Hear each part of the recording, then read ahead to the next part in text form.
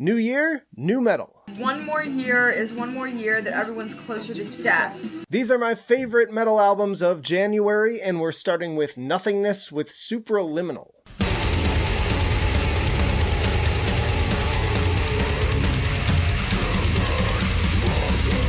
Kicking off 2023 death metal with a bang thanks to this Minneapolis band. This is some brutal HM2-driven goodness recommended for fans of Morbid Angel, Cannibal Corpse, and Immolation. Expect everything from blackened atmospheres to grindy rippers.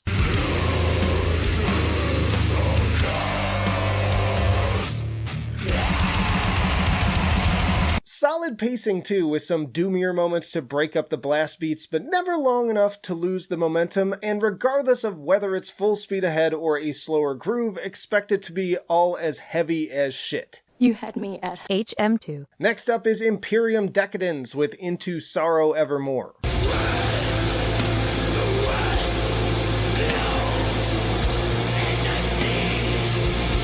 The sound of this atmospheric black metal band is one of deeply absorbing introspection. It washes over you in waves of melancholy, but with glimmers of light always just out of reach, with harrowing, reverb-soaked snarls like the voice of death itself creeping in the shadows.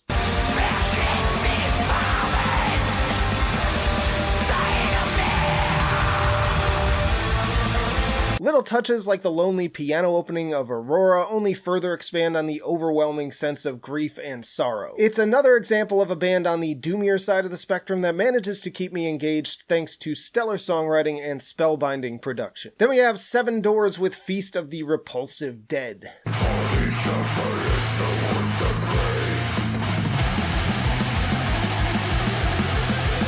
And some more raunchy, old-school-minded death metal for you this month. Seven Doors is a one-man horror-themed project named after the hotel in Lucio Fulci's The Beyond. You're already getting new Obituary this month. You can check out my tier list for that, but this should satisfy a little bit more of that Cannibal Corpse vibe.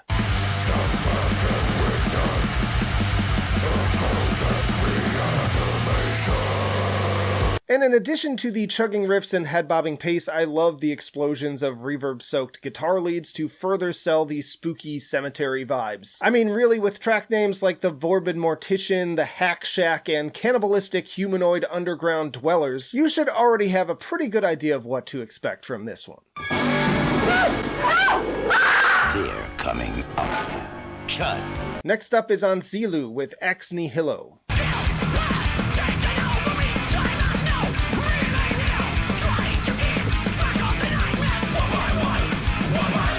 After digging in with that ranking last year, I'm making an effort to pay a lot more attention to thrash metal this year, and Anzilu is a great way to kick off the genre in 2023. Chuggy hooks, shredding solos, and vocals that feel like a cross between Steve Souza and Thomas Lindberg make quite the impression.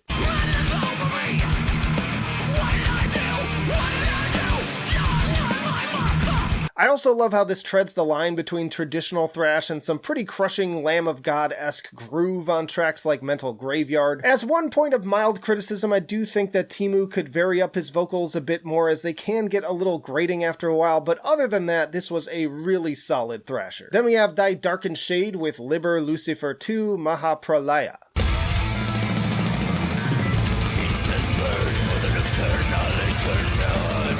From the very dark hymn-like opening of Lucif Tias, Thy Darkened Shade's intention should be clear. This is the type of album that in the 80s would have had Tipper Gore histrionically screaming, Oh, won't somebody please think of the children? In a word, Satan.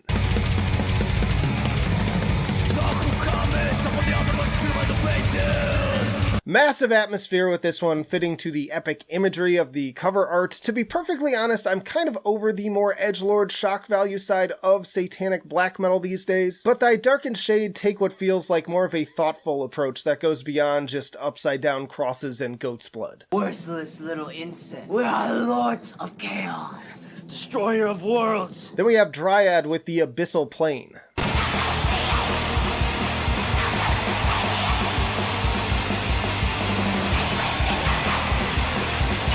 Dryad is like a demented union of Lord Mantis, Abzu, Emperor, and old school death metal. So much so that it's difficult to cleanly place it in any of these genres represented within its dark cacophony. Snarly, syncopated vocals, crusty beats, and menacing guitars bulldoze over the listener with raw production like coarse sandpaper.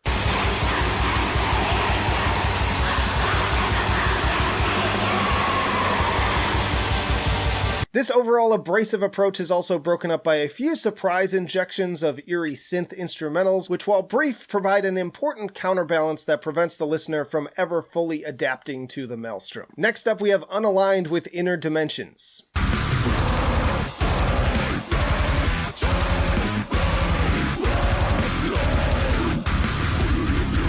Now, technically this originally released in 2022, but I missed it back then, and this month marks the physical release of this absolute work of destruction, mixing the likes of Surreption with the infectious melody of the Black Dahlia murder on tracks like Of Chaos. And Canopsia is another standout with its perfect harnessing of the vocals alongside a more grandiose, symphonically tinged composition akin to Shadow of Intent.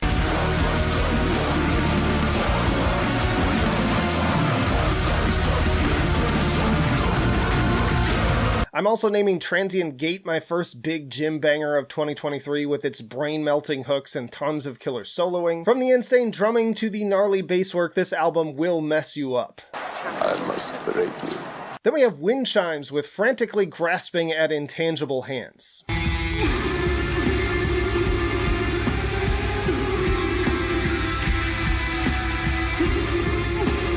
This band is difficult to nail down genre-wise, but they describe themselves as an enticing blend of black metal, metalcore, and post-hardcore. I'd say file them most closely alongside groups like Portrayal of Guilt.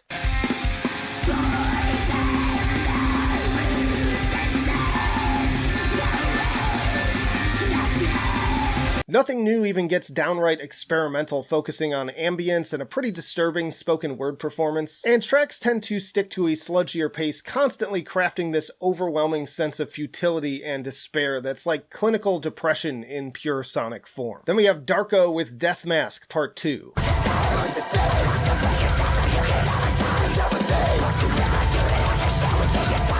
So this one also technically came out the last day of December, but I'll use any excuse I can to talk about one of the best deathcore bands in the game right now. Coming hot off of Oni just a couple months back, this duo seemingly never sleeps and somehow continues to drop top quality bangers despite the continuous output.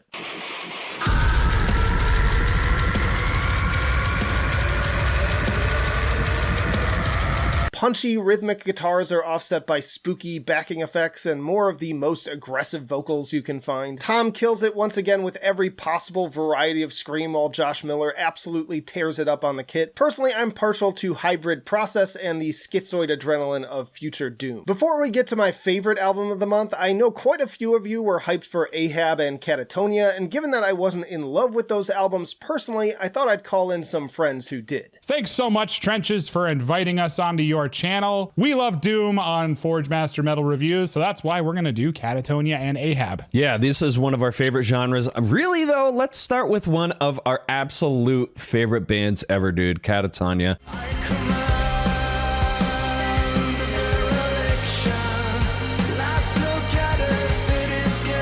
What did you think of Skyboard of Stars? I loved this record, adored it actually, and I feel like it will probably end up on our album of the year list. For such a doomy band, they somehow inserted some upbeat and I'll kind of say borderline fun, dark progressive rock vibes in their track listing. What did you think? Yeah, man, I've already spun this one a few times outside of just the promo, and a few songs on here that I just really connect with.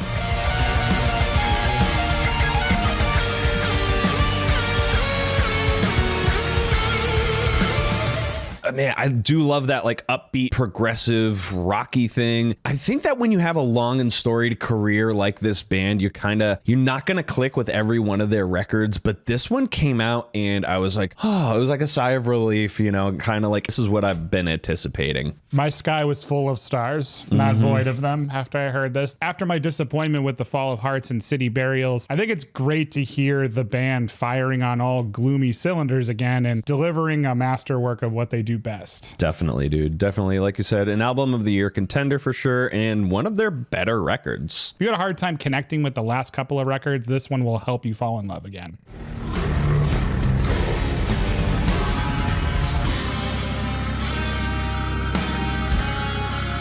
I have to admit, it kind of took me a long time for my brain to get wrapped around the 66 minutes of emotionally devastating doom that Ahab crafted here. It really helped me to imagine being lost at sea, chained at the bottom of the ocean, and just watching the horrors of the depths unfold in front of my eyes. That definitely helped me connect with it. Yeah, dude.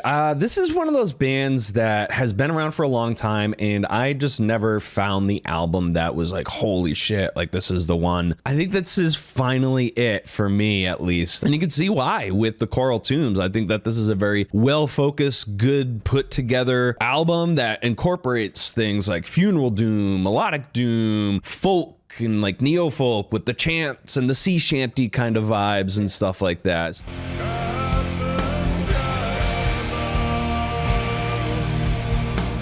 There is quite a bit of diversity on this record, which lends itself to support that 66-minute long runtime. I'm not really sure I would replay this album front to back, but I think that there are definitely a couple 2023 essential listening songs on here, especially in the Doom category. Yeah, I mean, I would say that this is one of Ahab's strongest records by far. This is an album that you want to put on if you want a depressing aquatic Doom experience that just bloats your body with muddy waters. It's tremendously moody, captivating, but you will need a night cleared to sit and enjoy this record and get your mind around it. If you like your Doom epic and loaded with narrative, you cannot go wrong with this album. Definitely worth your time. Thanks so much for having us on, Trenches. If you like more Doom, if you like black metal, we love Trenches. He's one of the best creators on YouTube by far. Go with the gods, Forge Mates. The Coral Tombs awaits. And then my favorite metal album of the month goes to Bragging Rights, The Dower.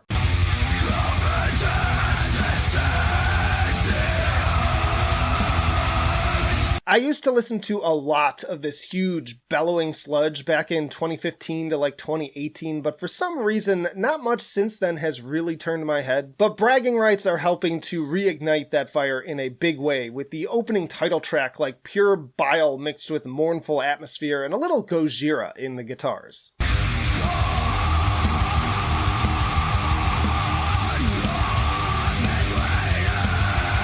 Meanwhile, Nobody's Coming For You throws in a riff straight out of early Deftones on top of layers and layers of spiraling misery. Just absolutely crushing stuff that is as heavy as it is emotionally resonant. Another new band to add to your list of up-and-comers. Y'all be sure to stick to the end, because this last pick... Baby, it'll blow your mind. But these were my top 15 metal albums of February, and we're starting with Mithridatum and Harrowing.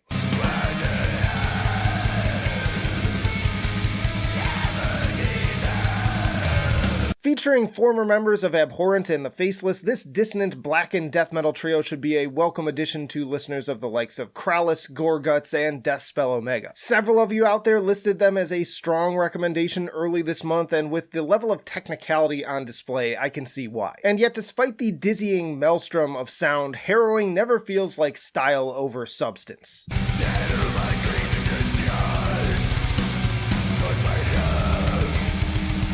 Quite to the contrary, there is a very carefully orchestrated malevolence that keeps the otherwise chaotic drumming and atonal guitars from derailing into pretentiousness and off-putting noise. And true to its title, this album really does get under the skin and leaves me feeling genuinely distressed throughout its brisk 35-minute runtime. What that person on your tape has is a medical disorder. Next up is Man Must Die with the pain behind it all.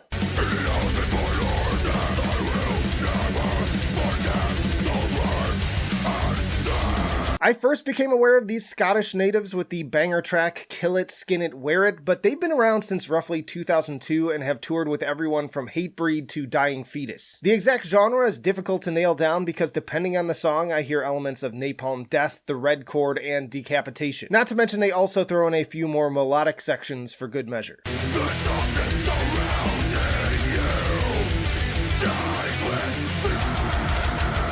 Regardless, the result is pretty interesting, if a little all over the place, but standout tracks for me were Patterns in the Chaos, In the Hour Before Your Death, and Bring Me the Head of the King. Definitely one of those underrated bands that more people should probably know about. Then we also have See You Next Tuesday with Distractions.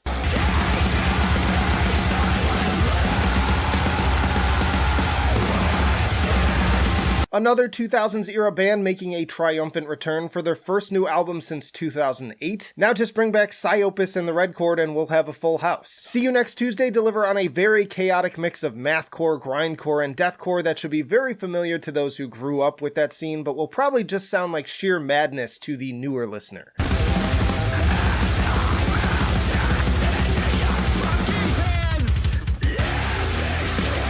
Glad to be unhappy blast through 34 seconds like bullets from a firing squad while I'll never smile again sounds like the coming of the apocalypse. And the nightmarish qualities are only further amplified by the occasional industrialized electronics. But to me, all of this just feels like a good friend coming home. Oh, my sweet summer child, what do you know about fear? Next up we have Insomnium with Anno 1696.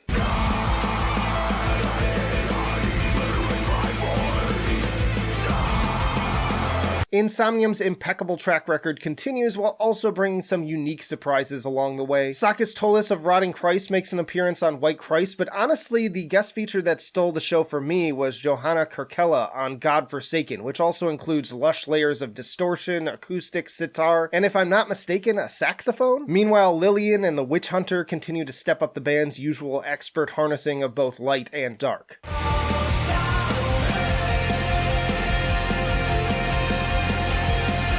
I'm also in love with Starless Paths, which even sports some pretty breathtaking backing chorals, and Anno 1696 and the Rapids make for some of their most explosively cathartic intro and concluding tracks, respectively. Check out my tier list video to see where I ranked it within their larger discography. Then we have Eyes with Congratulations.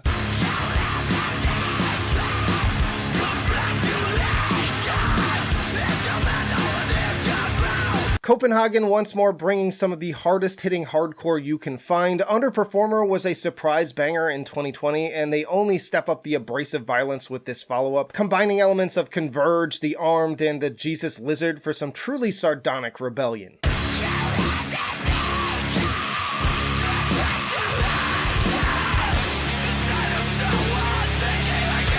Put on the title track Dull Boy and Bliss for just a sample of noisy, chaotic energy that is just dying for a mosh pit. The entire thing clocking in at a lean and mean 30 minutes of concentrated youthful angst and rebellion, just the thing to tear apart your local restaurant chain.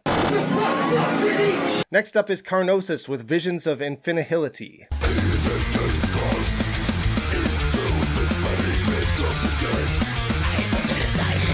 Another strongly audience-recommended album, this one perfect for you fans of the Black Dahlia murder in particular. Maybe throw in a bit of Revocation for the more technical and thrashy influences, but this album could easily fit right alongside that discography, both in the stellar vocal performance to the graveyard atmosphere of their melodeath instrumentation.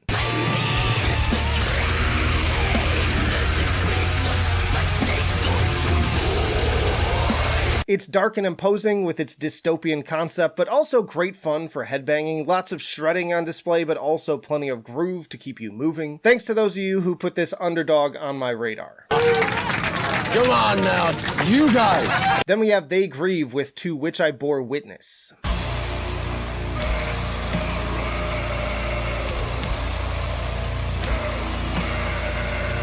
When I was first getting into this space with written reviews, there was a now defunct Ottawa group called Alaskan that was one of my first underground loves. Out of the ashes of that band came They Grieve, combining that same churning sludge with haunting ambient music. Waves of distortion and despairing howls repeatedly crash you against the rocks set against a backdrop of sorrowful soundscapes.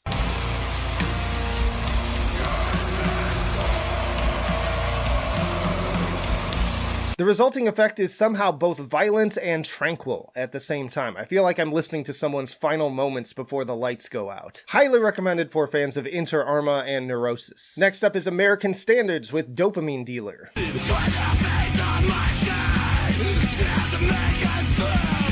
This is another one of those underground bands that takes me back to the earlier days of Metal Trenches. And with these three songs, they continue to amplify that gnarly, abrasive early 2000s mathcore and metalcore energy of bands like Botch and The Chariot. Right down to the cover art, this just screams of that MySpace core energy I miss so much from my high school and college years.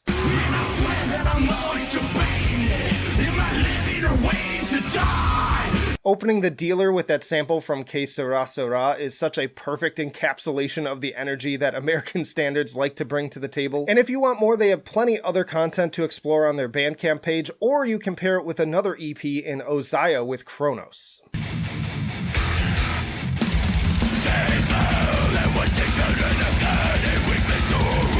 This UK deathcore band has been kicking around somewhat in the shadows. Now, given this doesn't quite reach the same levels for me as something like Brand of Sacrifice, but between the more technical riffing and raunchy bass tone of tracks like Elder King, I can't complain either. And goddamn does Ricky put 110% of his anger into these vocals.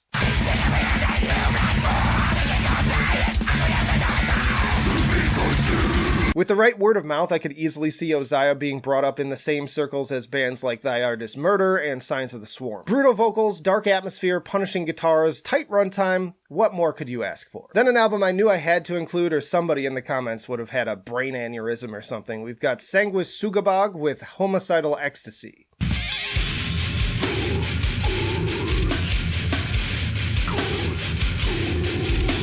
More of an honorable mention for me, honestly, but I can see why people are enjoying this one. Plenty of infectious grooves and swampy atmosphere that seems to seep into your pores. Great drumming too, love that punchy snare tone.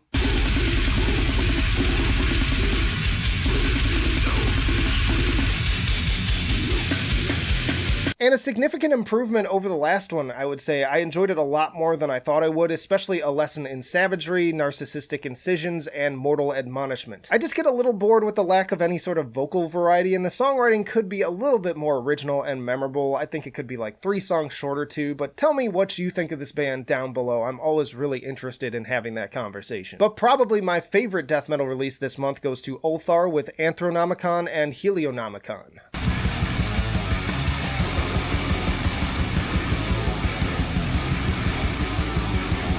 More chaotic, technically infused death metal for you this month with 2 new albums from these underground darlings. And while admittedly I was not as enthused with Helionomicon's approach with just 2 lengthy compositions, Anthronomicon gave me exactly what I wanted given my past love of Cosmovore and Providence.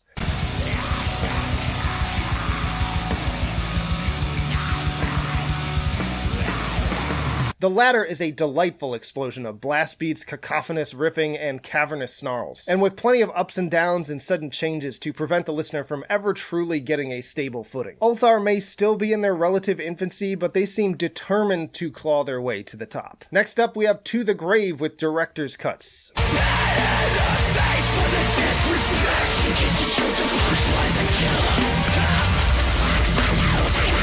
Now, while so many have been singing the praises of Distant this month, this is the deathcore album I was most looking forward to, and after falling in love with Global Warming in 2019. And they continue to deliver on the same promise of punchy, infectious grooves and varied vocals that should appeal to fans of Darko. Not to mention plenty of flavor touches to give each song its own memorable moments.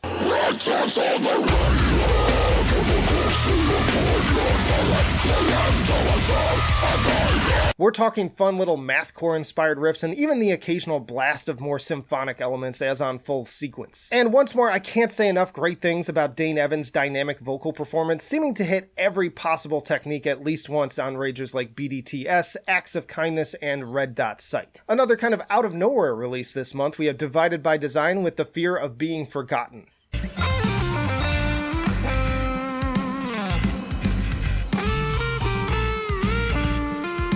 If you dig animals as leaders, you're going to want to check out Divided by Design. This is that breed of instrumental progressive music where the guitars do more than enough of the talking to make up for the lack of vocals, and not only are the standard instruments on point, we also get some really awesome implementation of piano, strings, and brass.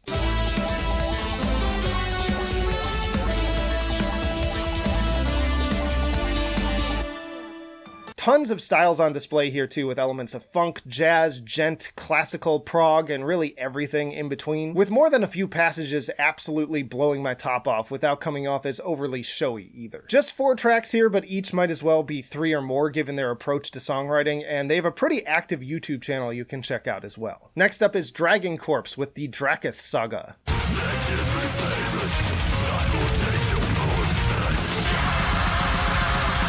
One of the more interesting albums to hit my recommendations this month, the aptly named Dragon Course, is a unique fusion of power metal and deathcore. I'll admit that the spoken word sections are a little over the top, but then again, that was also the case for Warcraft, which I remember fondly for its camp. Black Cat has assigned you to an outpost in the swamps of sorrow. Regardless, this feels like the perfect music for your next D&D session, bringing both fun fantasy melodrama and that heavy to bang your head to.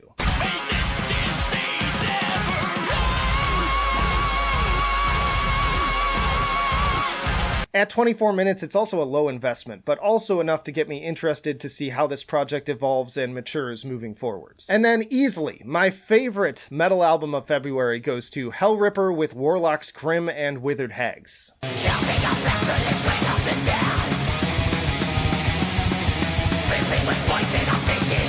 Black and thrash continues to be my favorite style of thrash, and Hellripper out here once again showing how it's done for the new blood. This is some truly wicked stuff filled with wailing solos, chugging triplets, and hellish snarls, and made even more impressive when remembering that this is all the singular work of Scottish musician James McBain.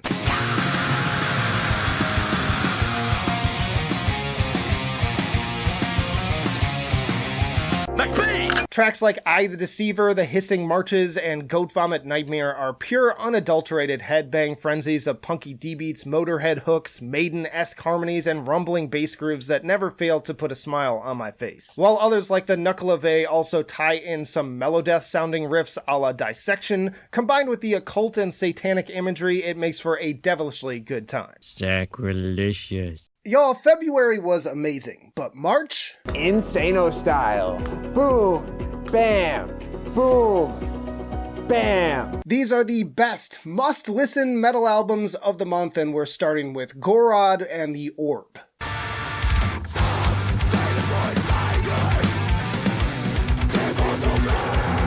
I have been in love with this band since a maze of recycled creeds, and 5 years in the wake of the equally strong Aethra, this was one of my most anticipated follow-ups of 2023. And with bangers like Savitri and of course The Orb, I am not the least bit disappointed. In particular, that tapping section on We Are the Sun Gods is absolutely delightful.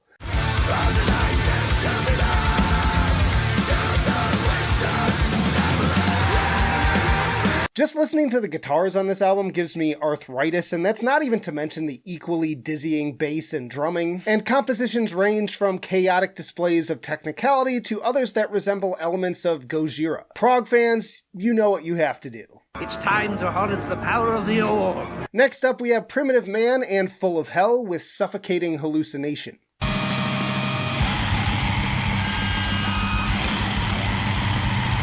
These are easily two of the most primal, destructive acts in metal right now, so you'd better believe I was beyond hyped to hear what a collaboration between the two would sound like. Trepanation for Future Joys is a pretty typical Primitive Man sounding track, while Rubble Home incorporates a little bit more of those Full of Hell noise elements. But the crown jewel is Closer Tunnels to God, which while initially focused on drone and ambient elements is ultimately building into a particularly harrowing bit of melodic doom misery.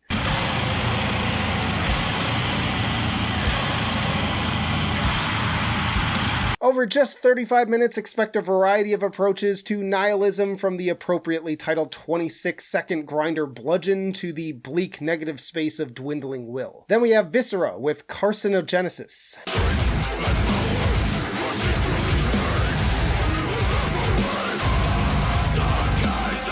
Viscera is a UK technical deathcore group I would recommend to fans of Within the Ruins, Silosis, and Born of Osiris. I loved their 2020 album Obsidian, and the songs like Rats with Wings and Omnipotence continue to deliver on those fast and furious Within the Ruins sounding low-end guitar lines that put most basic chuggers to shame. Not to mention the more melodic sections get downright epic at times in their melodrama.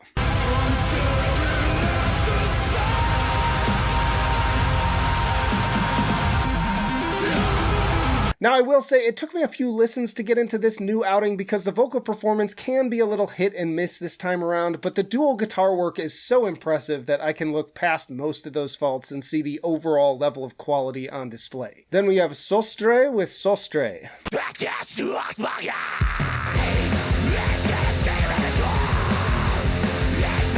On first listen, I described these Norwegians to the Discord as clutch with blackened vocals. Sold! And while that's not the full picture, you'd be hard-pressed to find a better description of rockin' tracks like Jernskogmoy and Psychonaut. Meanwhile, others like Ensomt Rights have more of a Fugazi post-hardcore vibe, while the more proggy Hagen I Skigen channels modern Enslaved.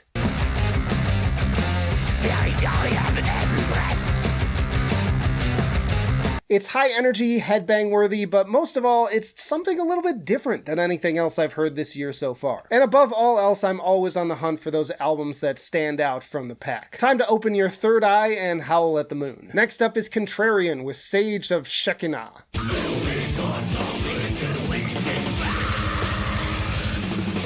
Now, if Gorod isn't proggy or weird enough for you, New York band Contrarian is also back to get to that 90s sound. These guys are clearly more influenced by classic acts like Death, Cynic, and Atheist in how they approach their songwriting, and at times, right down to the production, tracks like Gehenna sound as if they could have come right off of symbolic or individual thought patterns.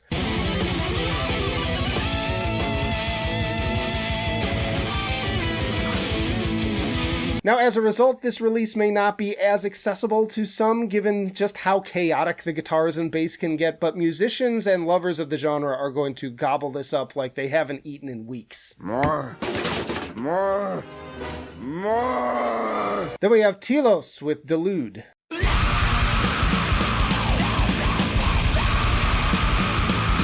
Telos is a Danish blackened mathcore band featuring members of LLNN, Eyes, Demersal, and Regarding Ambiguity, and are comparable to groups like Hexus and Plebeian Grandstand. Chaotic and noisy instrumentation akin to Converge collides with a dark, suffocating atmosphere for a truly harrowing experience, seeming devoid of any sense of light.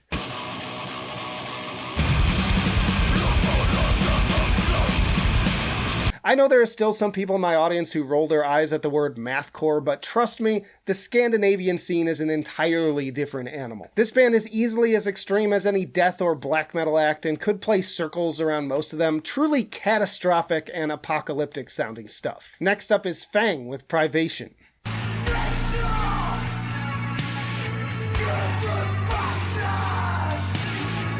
I've been following this French industrial sludge group since 2016's Purge, and in that relatively short amount of time, they've already cultivated a pretty impressive discography. Their sound is clearly influenced by the works of Godflesh, but injects their own signature mix of dissonant noise and moody synth-infused post-punk.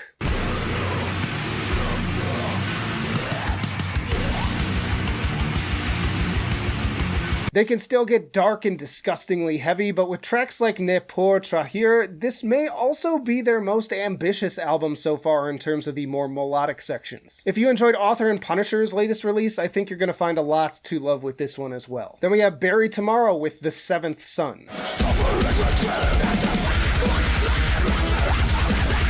So as the name would imply, this is the 7th studio album from this highly underrated UK metalcore band and the first to feature New Clean singer and keyboardist Tom Prendergast. And I have to say, as much as I enjoyed previous efforts like Cannibal with Jason Cameron, I think that Tom is bringing a whole new dynamic range to the band alongside Daniel Snarls, which are imposing as ever on songs like Heretic.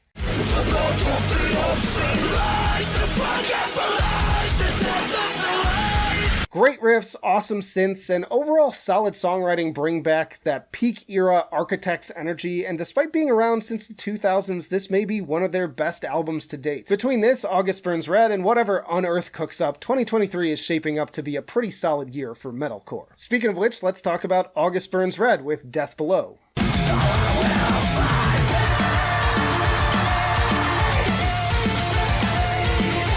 Now, I've been a longtime fan of this band and consider them to be one of the most consistent metalcore groups of the 2000s that are still also putting out some of their best material. The singles on this one got me pretty hyped up again, not only with the usual display of great musicianship, but also some awesome guest appearances from the classic era of metalcore, including Spencer Chamberlain of Under Oath and Jesse Leach of Killswitch Engage.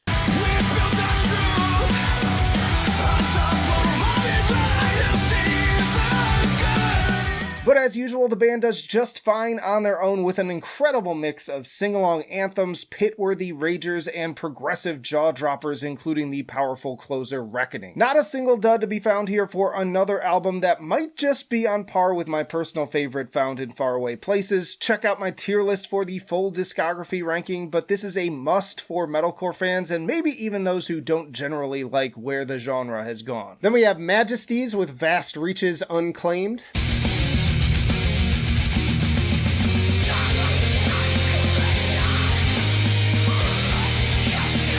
I have frequently said that they don't make albums that truly sound like the Gallery of the Jester Race anymore, given how production in melodic death metal has evolved over the years. But with this exquisite album, Majesties have come closer than I ever thought was possible. With members of Obsequiae and Inexorum, this is a singularity of pure 90s era nostalgia.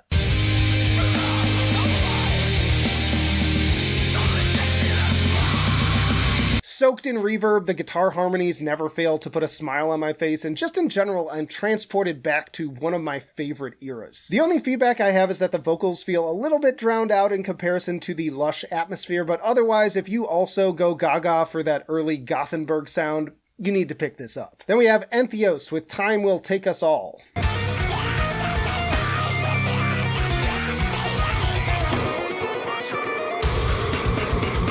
Another one of my more anticipated releases of 2023, with the incredible Dark Future having now come out almost 6 years ago. Just a duo for this album, Naveen handles all of the impressively technical and progressive guitars and drums, while Cheney continues to tear it up on vocals. Her syncopated screams continue to dominate, but it's also nice to hear some cleans too on tracks like Oblivion and I Am the Void.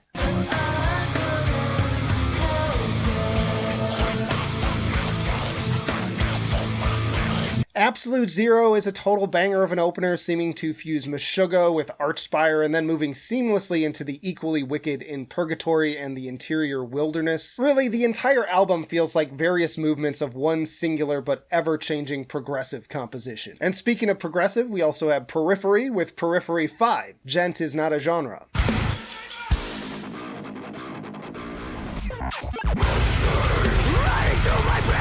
With the release of Wildfire and Zagreus, it was clear that this album would continue to both lean into their progressive side while also testing the limits of their aggression. Delivering catchy choruses, Meshuggah-esque interludes, and even some smooth jazz, and this scope holds true in many of the longer compositions, including Everything is Fine, Dracul Gra, and Atropos.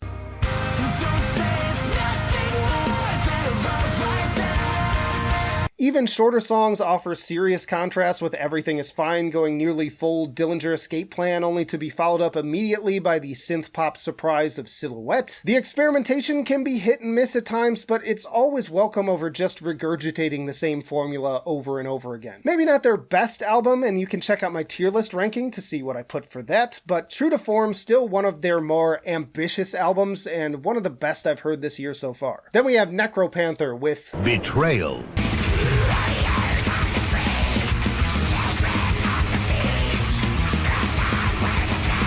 One of my favorite underground bands is back again with their killer fusion of blackened thrash and melodic death metal. If you dug Hellripper last month and enjoy bands like Skeleton Witch, you need to get this album. The sheer amount of riffage on display here alone is well worth the price tag.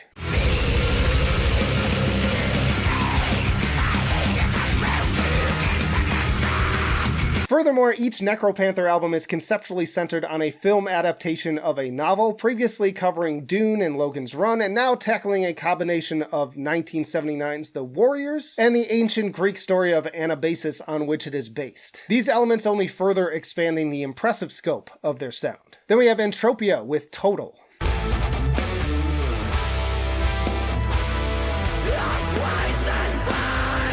Now I have to level with you, I don't think this Polish band will ever top 2016's Ufonaut with its sort of psychedelic post-black metal sound. Since then, Entropia have been increasingly toying with more post-metal and post-rock elements, with Total being a decidedly more drifting experience, punctuated by a few sludgier moments.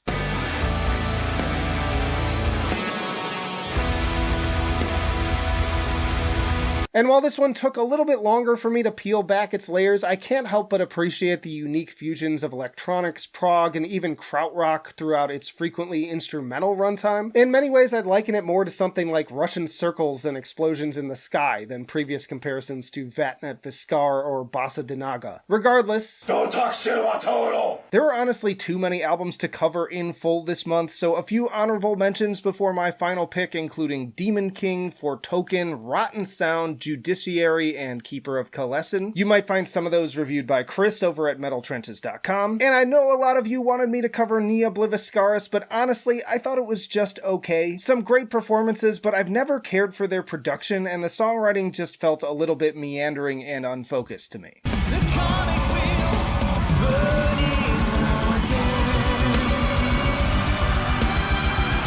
And my pick for the best metal album of March goes to Enslaved with Heimdall.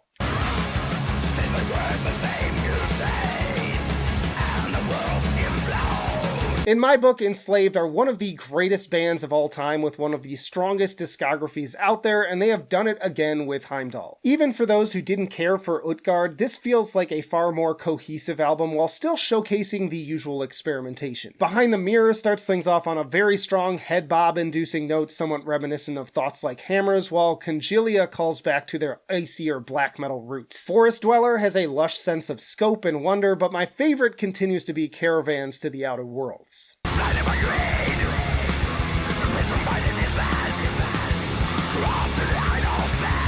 Start to finish, every track here has something special to offer, from surprising synth work to more obvious flourishes of 70s prog influence, unmatched atmosphere as always, and another album you'll likely see in some year-end lists. You mean there were more albums out this month than Metallica's 72 Seasons? It's not true!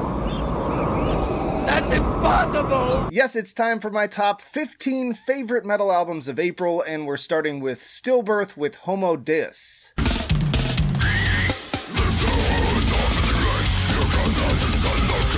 I've generally appreciated this German band's output as pretty standard death metal headbanging fodder, but I think that this may be some of their strongest material to date. The technical elements are great, but there's also clearly a lot of thought going into how they are placed within the songs and the composition in general, far more so than you'd expect from a band with a name like this.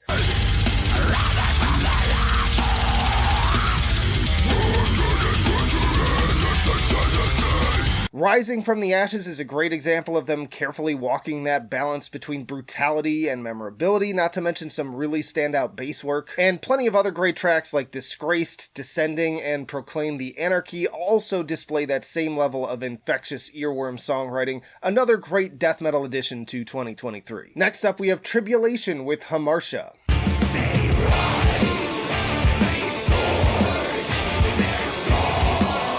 Given that lead guitarist and primary songwriter Jonathan Holton left the band in 2020, I was really curious to see how their future material would pan out. Fortunately, Hamartia doesn't miss a beat from where the excellent Where the Gloom Becomes Sound left off, and in fact continues their ever-expanding evolution, especially with their very ghost-sounding take on Blue Oyster Cult's Vengeance, The Pact.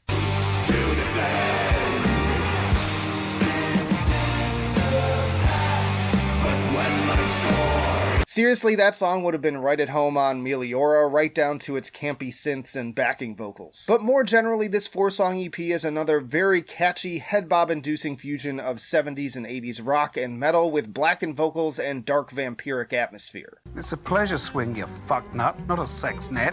That's the sex net. Get that out of the box and attach it to the ceiling. Then we have Cursebinder with Drifting.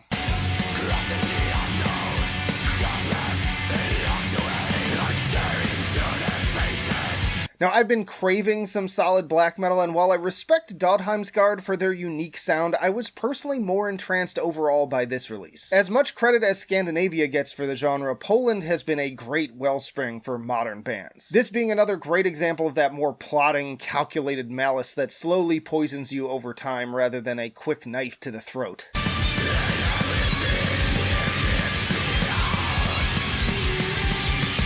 Great vocals and production too, giving the whole thing some nods to Behemoth's The Satanist, but with a twist of great synth as with the organ on Drifting and Becoming, as well as the spooky siren tones of Every Tree a Sanctuary. No Dreams would also be a great place to start. Then we have Enforced with War Remains.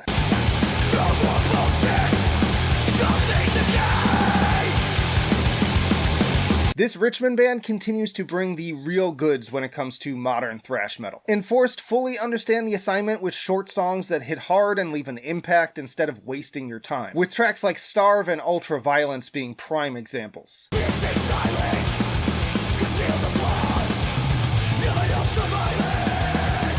As frontman Knox Colby puts it himself, we didn't overthink anything, it's all very straightforward, no bells and whistles production-wise, it's an aggressive, no-frills thrash record delivered in just 32 minutes of circle pitting and stage diving. I concur. Absolute riff city and backed by vicious, hardcore-tinged vocals and dark atmosphere. War Remains isn't winning any awards for being new and original, but if you like aggressive, nihilistic thrash in the vein of Power Trip, this is exactly what the doctor ordered. Next up is Sleep Sculptor with Divine Recalibration.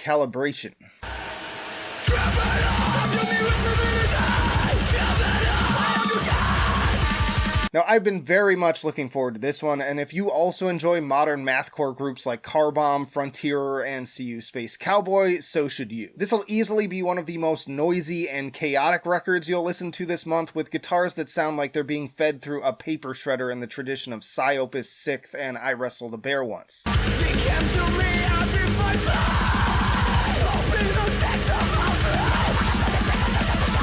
Expect plenty of breakdowns to bash your brains in, but also carefully calculated amidst the more technical performances. Plaster Saint gets so unhinged it starts to sound like it's literally breaking the recording equipment. If you're not sure about this one, just throw on the just under 2-minute single Venerate. If it doesn't cause you to put at least a few holes in your drywall, I don't know what to tell you. Boy, that escalated quickly. Switching things up again, we have Powerwolf with Interludium.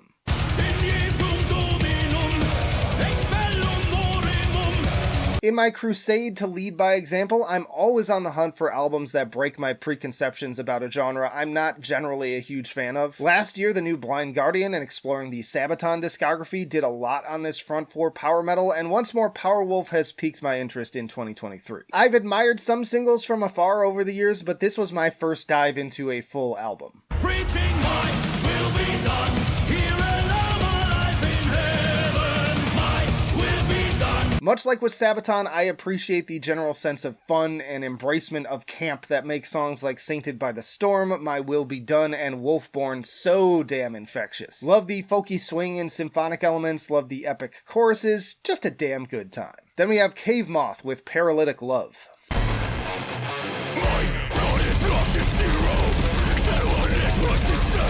This is chaotic, filthy math grind recommended for fans, again, of Psyopus, Knoll, Fawn Limbs, and Ion Dissonance. It's a meat grinder of blast beats, wailing guitars, and Devil May Care vocals.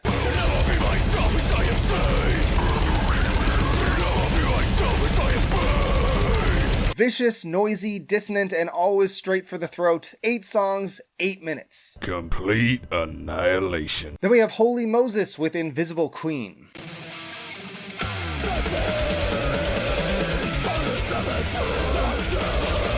Man, what a month for thrash with the first album from this classic German band in almost a decade. And if you ask me, this album easily wins the battle of the returning legacy acts by miles. The guitar work on this album is absolutely dizzying, and Sabina's vocals sickening in the best possible way.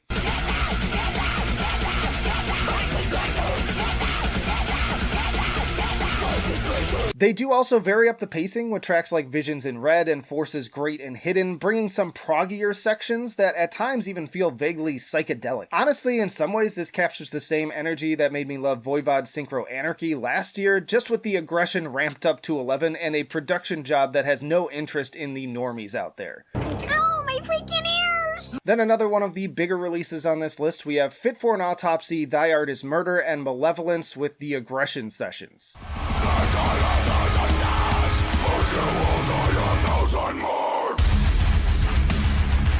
6 tracks, 2 for each band. Starting with side A, Fit for an Autopsy kick things off strong with Hellions continuing the trend of vast atmosphere and pummeling aggression set by the aptly named Oh What the Future Holds. Malevolence come hard with Waste of Myself mixing pummeling hardcore aggression with bluesy Pantera grooves. And Thy Art is Murder bring the pain with the crushing Until There Is No Longer, which is pure mid-paced mosh pit fodder.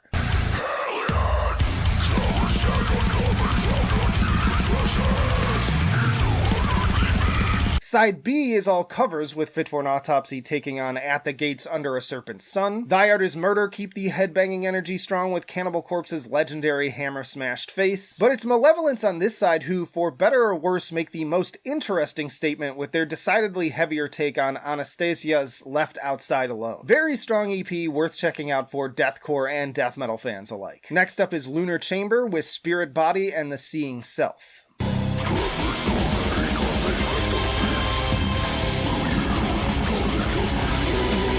This 5-track album is a stunning progressive death metal meditation on Buddhist concepts highly recommended for fans of Cynic, Contrarian, Gorguts, and Artificial Brain. A mystical journey told through pristine mathematical drumming, jaw-dropping shredding, and some truly mind-bending fretless bass. Not to mention one mixed by Esoteric's Greg Chandler and mastered by Krallis and Gorguts' Colin Marston.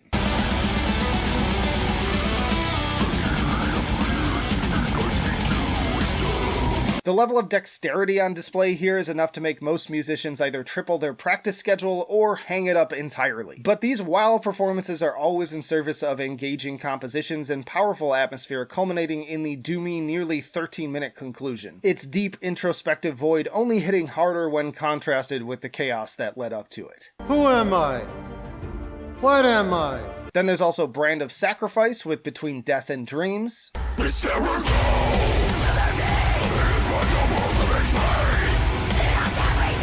This is basically my favorite deathcore project right now, along with Darko, so my body is always ready for more. Just 4 songs here, but once more this feels like a progression from their already impressive knack for writing the hookiest, most infectious music in the genre. Blinded incorporates more of an electronic synth that reminds me of Nine Inch Nails, while Dynasty continues to bring the epic choral elements.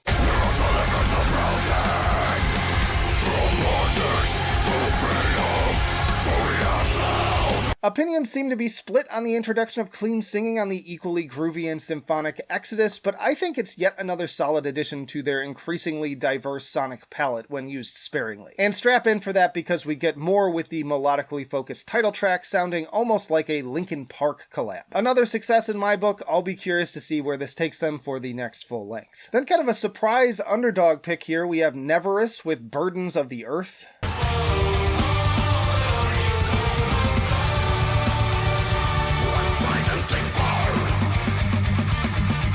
Neverus have a number of tags listed under their music, but given that these songs bring to mind elements of everything from Isan to Ensifirum, majestic death metal seems like the perfect description. Triumphant death clock-worthy guitars soar over a backdrop of stunning symphonic additions and mix of both powerful, dramatic cleans and seething death growls.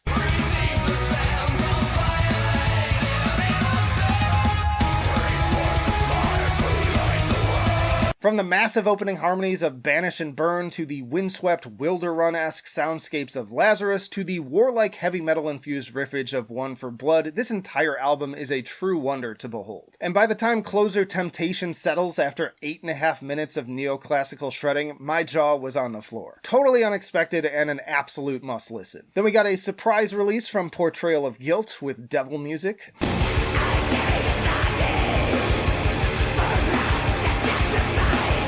This has been a really interesting band to follow over the past few years, as with each new release they only seem to become more dark and raw, drifting into a similar atmosphere as groups like Indian and Lord Mantis. Devil Music finds the band further experimenting with a side A and side B that offer 2 different interpretations of these same 5 songs. First with the usual sickening churn of distortion, and then again like some demonic string quartet complete with Robert Eggers-like imagery.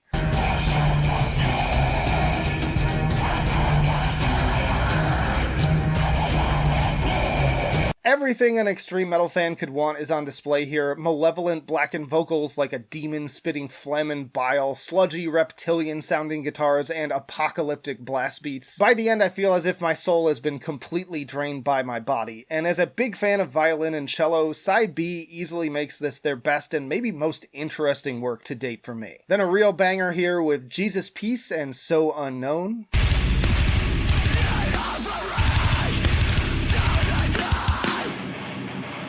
If you want that pure heavy in the vein of Harm's Way, Knocked Loose, and Code Orange's Forever, prepare to have boot meet face. I loved their debut Only Self so much I picked up a physical copy, and I may just have to do the same with this one. It's bone-breaking brutality with the atmosphere of skin knees on cold concrete.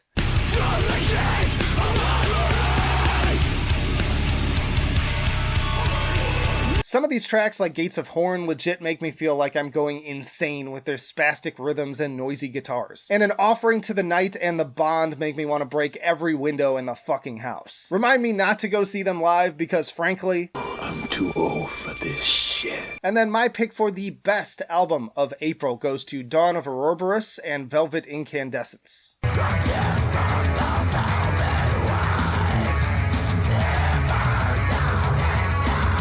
This California band has a sound that's difficult to nail down with elements of death metal, progressive, post-rock, and shoegaze. I could compare the atmosphere to everything from Kardashev, Numenorian, and Fallujah to Panopticon and the most recent album from Venom Prison, but really Velvet Incandescence is entirely its own thing, which is the quality I find most exciting in new music these days.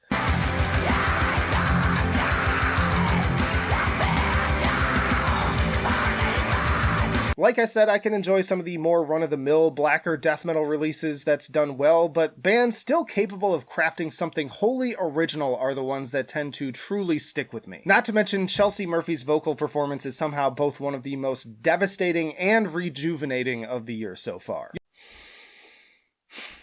There's just too much good music. But these are my top 15 new metal albums from the month of May, starting with Terrifier and Trample the Weak, Devour the Dead.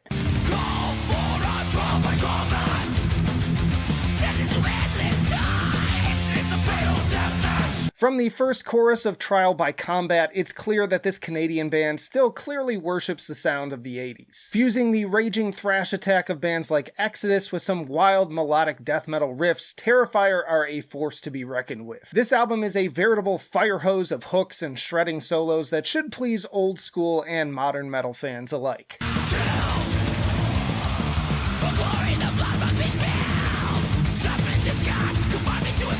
Seriously, check out Bones of the Slain or Grinding the Blade if you think that the spirit of classic era metal is dead. Renee Wilkinson clearly sold his soul to the devil and devoured the hearts of his contemporaries to achieve this level of guitar proficiency. I was already impressed with 2017's Weapons of Thrash Destruction, but I think this new effort blows that out of the water. Next up we have Kalma with Kalma.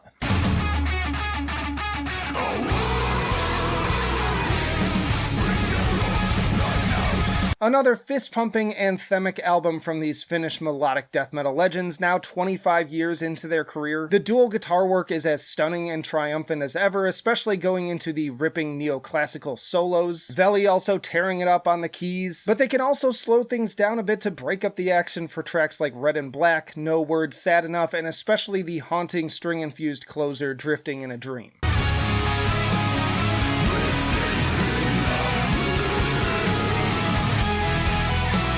The band described this album as more versatile regarding the songwriting process, with most members contributing at least one track, and I feel as though I can hear that diversity of perspectives coming through as I listen from start to finish. Check out my Kalma tier list to see where this landed within their larger discography, but just know that it's one of the best melodic death metal albums of the year so far. Next up is Pronostic with Chaotic Upheaval.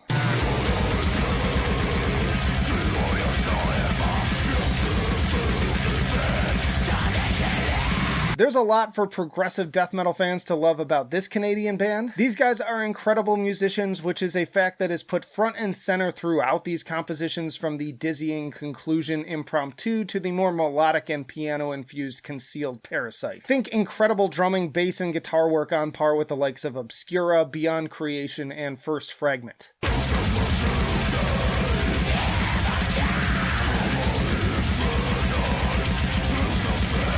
I will say there are some elements keeping me from absolutely loving this thing, namely the very berating loudness wars production, and the instruments and vocals often feeling like they're fighting for space within the mix, but the impressively technical, jazz-infused performances are enough for me to largely look past that. Next up is Vexing with Grand Reproach.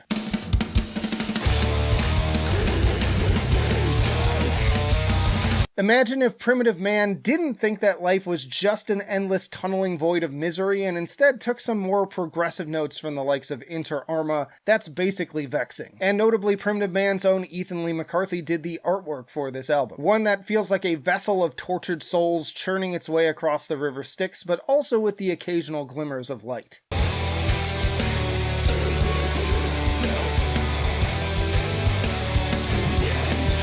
Tracks like Blunderbuss and Small Black Flame are punishing and harrowing stuff, the latter especially seeming to pay tribute to albums like Inter Arma's Gallows, while others like The Invisible Hand and Howling offer some more melodic moments whose contrast only makes the dark moments all the more punishing, in my opinion. Yes. There can be no light without the dark. Then we have VHS with Quest for the Mighty Riff.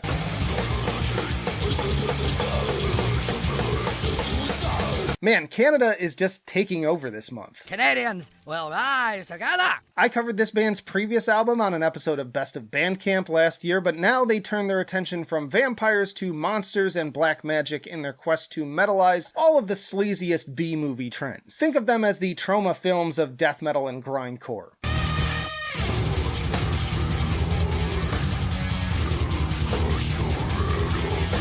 And in addition to their own degenerate, crusty antics, expect several guest appearances from Hellripper's James McBain, Exhumed and Gruesome's Matt Harvey, and more. If you like campy death metal and also look forward to watching Conan the Barbarian and the Highlander back-to-back for the 100th time, this is the album for you. In the end, there can be only one. Then we have Kosnat Yeni with Upal.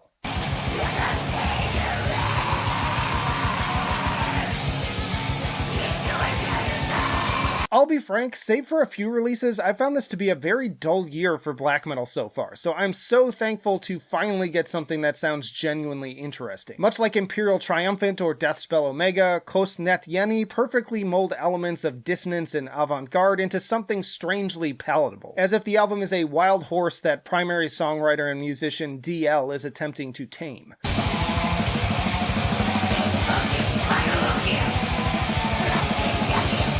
Technical guitars meld with meditative atmosphere, African folk, and elements of noise rock to craft something that is so far beyond the endless parade of Paint by Numbers, Darkthrone, and Dissection clones. Don't get me wrong, there's a place for those things too, but for me, first and foremost, this channel is about highlighting music that goes against the grain, and this absolutely does that. Switching things up again, we have Battleborn with Blood, Fire, Magic, and Steel. The wretched tyrant wields his forked tongue as a blade. Last month's token power metal album was Powerwolf, and this time it's Battleborn putting a smile on my face and my fist in the air. How could I say no to an album with a battle axe wielding shredded bear man on the cover? But camp aside, the music is also really good. From the chugging guitars and soaring synth lines to the, well, magical vocal harmonies, tracks like Blood and Fire are an absolute blast. Blood and fire desecrates their citadel of stone. Again, I'm not a big power metal fan, but I find it hard to believe that anyone who enjoys fun in general would not find themselves singing along to this. And for those who do love stuff like Blind Guardian, you're definitely going to want to check this out. We're raiding Dungeons and fighting dragons! Next up is Spinebreaker with Cavern of Inoculated Cognition.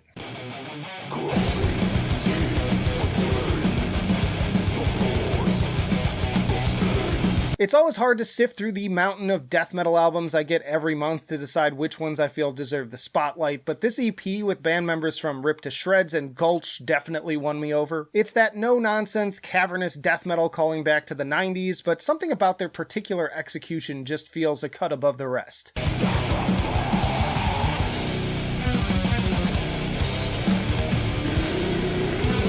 The atmosphere is just so perfectly grimy, I can almost smell the mildew in the air, and the vocals have a truly monstrous presence, sounding like a cave troll lumbering towards you in the darkness. Nothing particularly new or special, but definitely well done and worth a listen. Next up is Unearth with The Wretched, The Ruinous.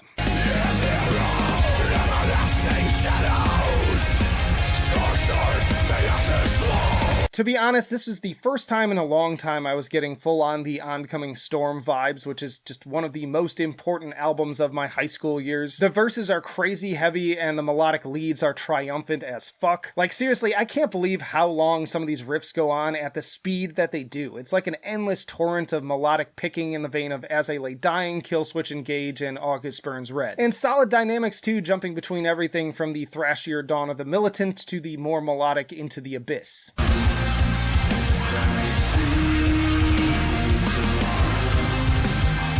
I've got to say, as someone who had sort of relegated these guys to the back of the line in terms of classic metalcore acts that are still dropping new material, I am very impressed. This is not only one of their best albums to date, but also one of the best metalcore albums of the year so far, and honestly, I think even people who don't like metalcore can find something to love about this album. Then we have Trolled with Der War Endgang.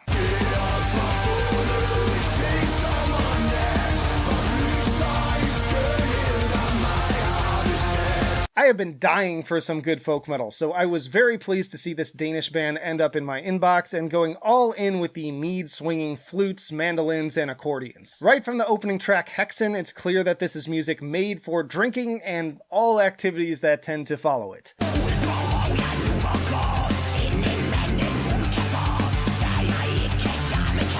If I do have a point of criticism, it's that the songs are pretty darn similar, but the energy is always there, so I don't necessarily mind that much. The clean vocals on Sen Sommerbellet are a nice touch. I'd be interested in hearing more of that, and Dansen med Mertil also stands out with that fun little kind of glockenspiel solo. Regardless, it's a great mix of atmosphere and headbanging fun. Then we have Nightmare with Deformity Adrift.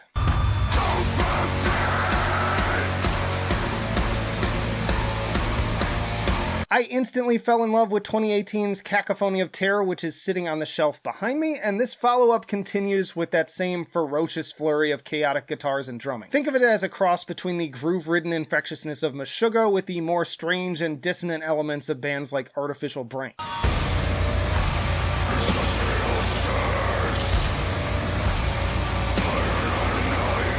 And really, that's a difficult balance to find, so my hat's off once more for this band bringing complex and challenging performances in a package that is still relatively palatable for those still making the transition from more broad and traditional death metal. And in spite of the short runtime, the reverb-heavy production makes the journey feel absolutely massive and utterly harrowing. Next up is Drain with Living Proof.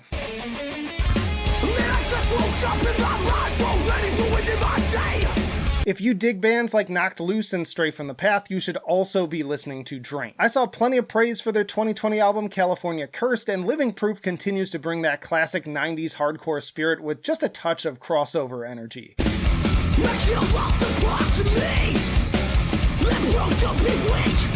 Nothing mind-blowing, but at a lean 26 minutes, it's pure attitude with plenty of headbanging and mosh pit energy to get you two-stepping. Heavy, fun stuff, and even with the occasional death growl, as well as a cover of the Descendants' Good Good Things. Then possibly my favorite band name on this list, it's Godslut with Procreation of God.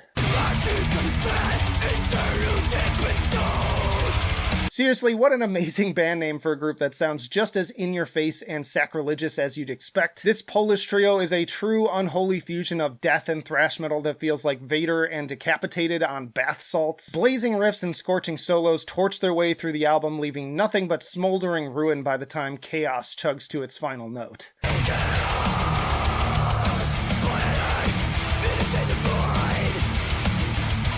Even when the band slows things down for tracks like Dragged into Heaven, there's no relief from this hellfire. But with drumming from Pavulon of Polish grindcore project Anti-Gamma, faster tracks like Against are as vicious as they come. Then it's Blindfolded and Led to the Woods with Rejecting Obliteration.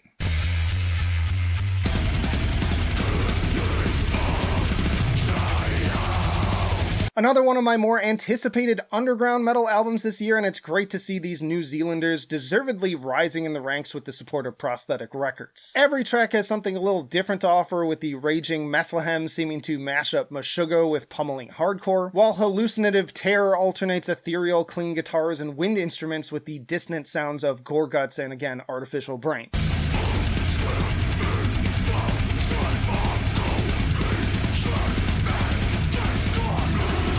I'd even vaguely describe Wraith as ulcerate meets Rivers of Nile. In other words, like its predecessor Nightmare Withdrawals, Rejecting Obliteration continues to defy concise genre labels with its own unique fusion of technical death metal, post-metal, progressive, and much, much more. And that brings us to my favorite metal album of May, and that is Cattle Decapitation with Terracite.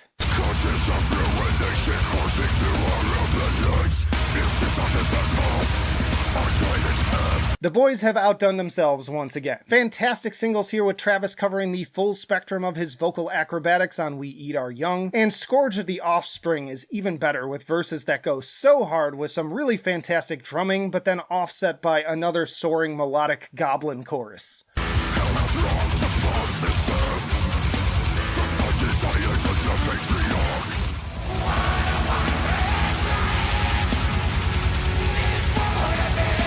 But then the deeper cuts are equally awesome. Love the super gnarly phlegmy vocals and riffing on the Insignificance. Aphotic Doom, Dead End Residence, Solastalgia, and The Storm Upstairs bring more of that serious stank face groove. And then we close with the epic 10+ minute Just Another Body. Personally, I like this album even more than Death Atlas. Again, check out my tier list for my full discography ranking. Honestly, June was one of the worst months of my life, but thankfully the metal just keeps on giving. Yes, these are my favorite metal albums from the month of June, and we're starting with Creeping Death with Boundless Domain.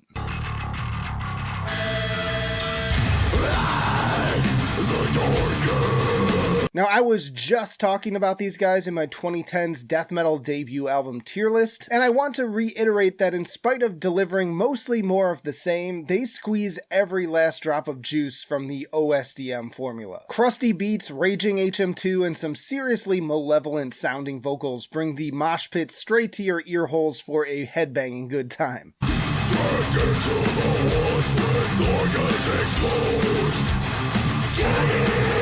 George Corpsegrinder Fisher of Cannibal Corpse also makes an appearance on the groovy Intestinal Rap. And after the death of Riley Gale, they were also inspired to dig into some hardcore influences from Mammoth Grinder, Iron Age, and of course, Power Trip. What else is there to say? Press play and bang your head. I'm talking about hardcore death metal. Then there's Thantafaxith with Hive Mind Narcosis.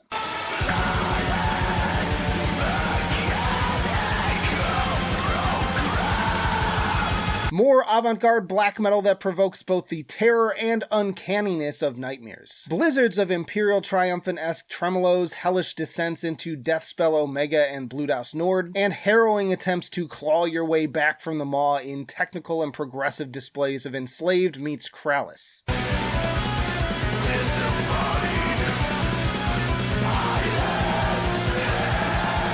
Another rare case too where I'm all in with the doom elements as they sound absolutely vast and cavernous in their negative space. The entire album is just a soul-sucking vacuum of nothingness and despair, seemingly designed to test the listener's endurance and mental fortitude. Can you take it? I need an adult! Next up is The Bleeding with Monocrator.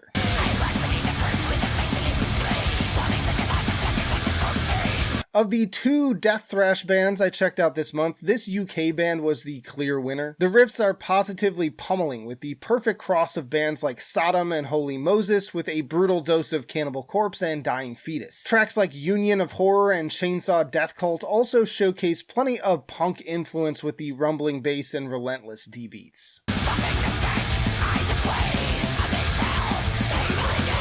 And plenty of these riffs and harsh vocals teeter into blackened thrash territory as well, even right from the start with Chemical Lobotomy and the Cattle Decapitation meets Skeleton Witch vibes of Scream of Torment. 8 straight-for-the-throat tracks of Circle Pit-worthy razorblade-like snarls. Total ripper, plus they put me on the cover, so that's cool. Then there's Imperishable with Come Sweet Death.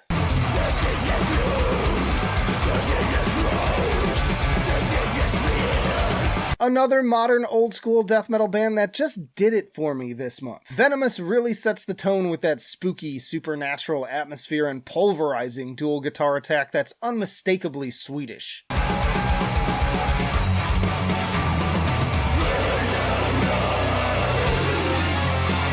are from Sweden, yeah! I hear elements of Entombed mixed with At the Gates and Dismember, lots of great hooks and big wailing Gothenburg harmonies backed by the ever-present jangle of that gnarly bass tone. Nothing wildly original you can't get elsewhere, but as far as the old school spirit goes, it's hard to go wrong with this one. Then there's Mental Cruelty with Zwielicht.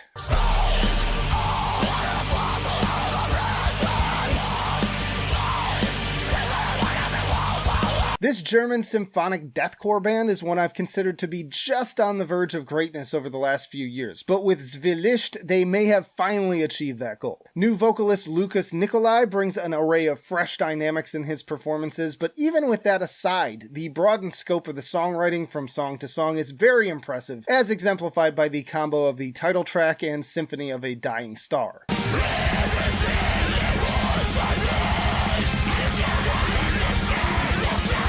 I never thought I'd find myself referring to a song as folkcore, but I can think of no more fitting of a term. Would love to hear more from this style. Others like Obsessus e Demonio and Forgotten Kings go toe-to-toe with Shadow of Intent with their obvious Dimmu Borgir influences. And once more, I put this forth as an example of an improved version of the Lorna Shore formula. Tighter songs that are better differentiated from one another without losing an ounce of heaviness or atmosphere. Then there's Thy Catafalque with Alfold.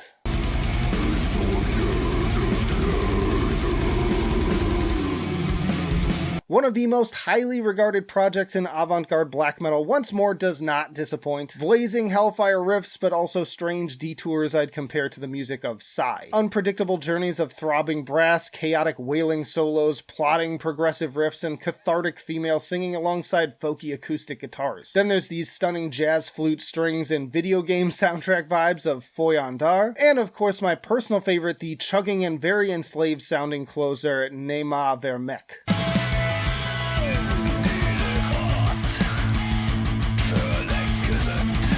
Mastermind Tamas describes it as the most straightforward and classic extreme metal album the project has ever recorded. And while that rings true to some extent in the highly relative accessibility of these tracks, I don't think he can ever truly help himself with getting at least a little bit weird. Seeming proof that even at 10% power, Thy Catafalque is still miles above the competition. I think it's time that I show you 1% of my true power!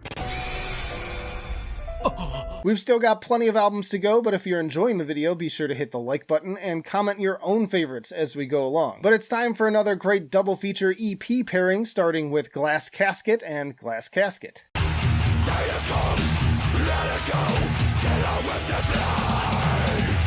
Glass Casket is a deathcore band originally started in the 2000s and featuring current and former members of Between the Buried and Me, The Faceless, and Wretched. This is their first release in 17 years, and given my love for obscure projects from the MySpace era making a comeback, I just couldn't resist giving it a spotlight.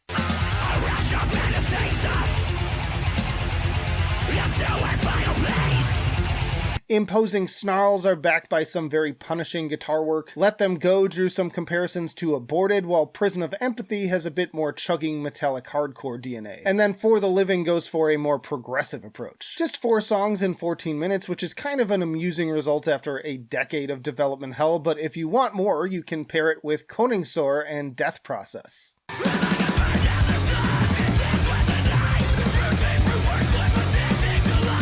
This mathcore project is highly recommended for fans of Botch, The Chariot, and early Every Time I Die. First track Rubber Dactyl was all it took to sell me on this equally throwback sounding project that is very much a testament to my favorite albums of high school and early college. Tracks like End of an Era are equally high energy explosions of chaotic musicianship and scream along vocal moments.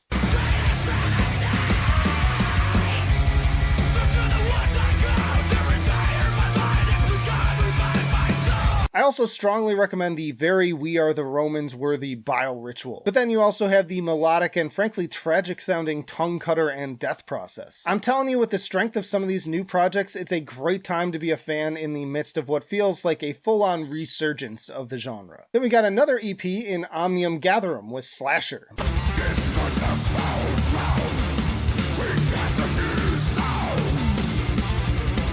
The great year of melodic death metal releases from Finland continues with this new 4-song release. As usual, these tracks bring an excellent mix of heaviness and atmosphere with deep, bellowing death growls offset by epic, wailing guitars and melancholic riffs, very much on par with Insomnium. Not to mention a melodic death metal cover of the 80s classic Maniac is not something that I knew I needed, but surely did.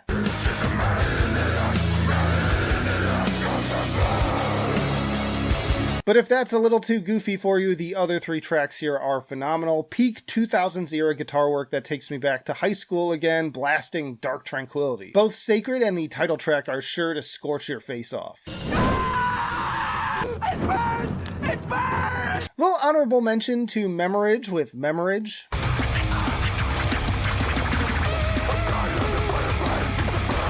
I didn't love this whole album, but modern nu metal that's actually good can be hard to come by, and this solo project from Gary Brentz should definitely scratch that angsty teenage itch. The chaotic vocals, breakbeats, spooky guitar leads, and especially the DJ scratching really do a good job of capturing the same vibe as classic releases from the likes of Slipknot and Korn on tracks like Memory Leak, Exit, and Reek. But next up is Alterage with Cataract.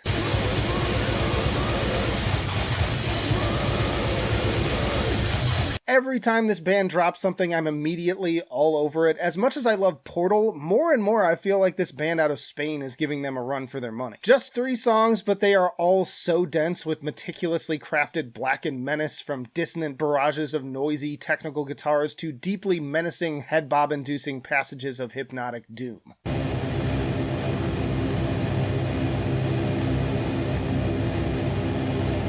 Everything about this band's sound is just utterly apocalyptic, and Cataract is just the perfect truncated showcase of everything that they have to offer. If you like what you hear, be sure to check out their full lengths and know that they have another one coming just over the horizon. Then there's Vexed with Negative Energy.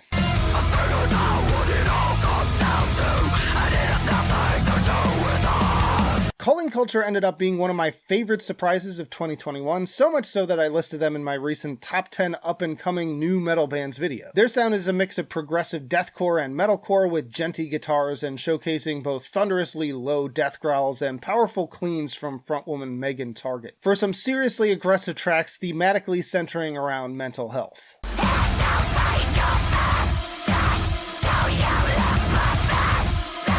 In fact, I'd argue that this album is even more aggressive than Culling Culture, with the clean sections left for the final third and a particularly punishing guest feature from Alpha Wolf's Loki Keog on Laying Down Your Flowers. The closest comparison I could probably give is I Wrestled a Bear Once's Hail Mary album, but the rapid-fire vocals also remind me of Archspire at times on tracks like Panic Attack, Default, and Extremist. Then there's Miracler with How I Became the Devil.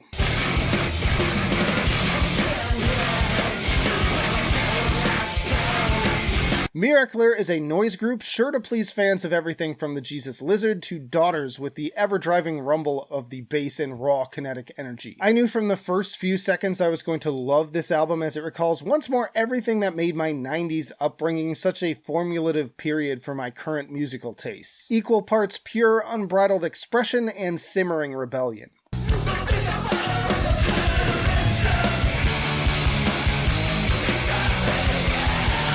There's also a good mix here of weirder, more experimental tumbles down the rabbit hole, with the more straightforward, aggressive tracks like Egg, Ecstatic Fields of Love and Grace, Christ BC, and Exodus, A Continued Mutation. Miracler know how to flex all of their potential while still keeping things relatively digestible. But it was weird and scary. Then there's Pupil Slicer with Blossom.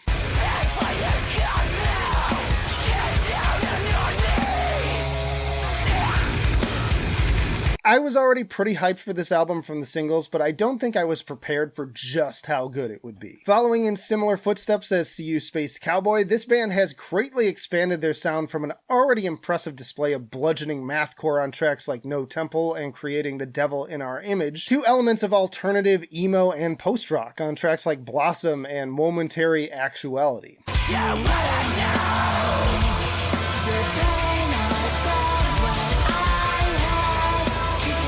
Dim Morning Light also opens with a silky effect silk guitar riff straight off of a Deftones album, as would a few of these sick bass lines. And the drumming is absolutely incredible across the board. In some ways I could compare their sound to that of Rollo Tomasi, who dropped one of my favorite albums from last year, but really Pupil Slicer are doing their own thing, and I think that Blossom is easily their strongest testament to that fact to date. We interrupt this program for an important news announcement. So I was done editing this video and had a completely different album here, but then I listened to the new album from King Gizzard and the Lizard Wizard.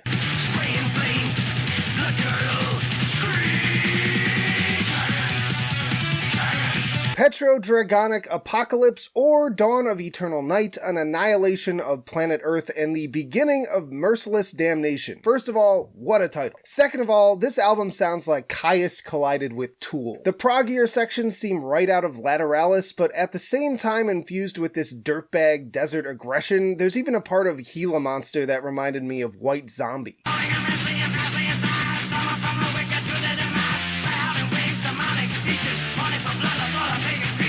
Frankly, all 7 of these songs are absolutely flawless, carrying their longer runtimes perfectly thanks to all the great dynamic changes, Dragon perhaps being my personal favorite, and so many goddamn infectious vocal lines that had me grinning like an idiot while I was singing along. In short, this may very well end up being my most listened album of the year. We now join our regularly scheduled program, already in progress. Before I give my final pick, I just wanted to thank everyone again for the extra support this month, whether it be from buying merch, jumping on the Patreon, or just watching more videos. It's really been a huge help while I get back on my feet, and YouTube revenue basically allowed me to pay my mortgage this month. But that said, my favorite metal album of June goes to Scar Symmetry with the Singularity Phase 2, Xenotaph.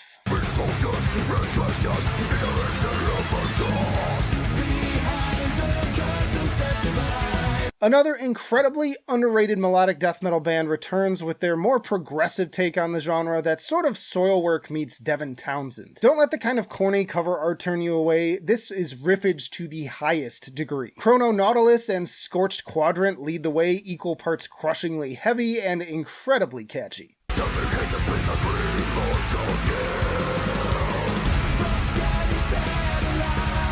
Altergeist also has some Isan vibes, and I love the Meshuggah-y breakdowns on A Voyage with Tailed Meteors. Honestly, this is more of what I was looking for from the last Soilwork album, carrying a similar energy as that opening title track all the way through. And between the powerful cleans and wicked soloing, this thing gets truly epic in every sense of the word. Top-notch stuff and just what you want from a band coming off of nearly a decade of no new material. Some months you just look at that new release list and want to say, these are my favorite metal albums of July, and we're starting with Dead Heat with Endless Torment.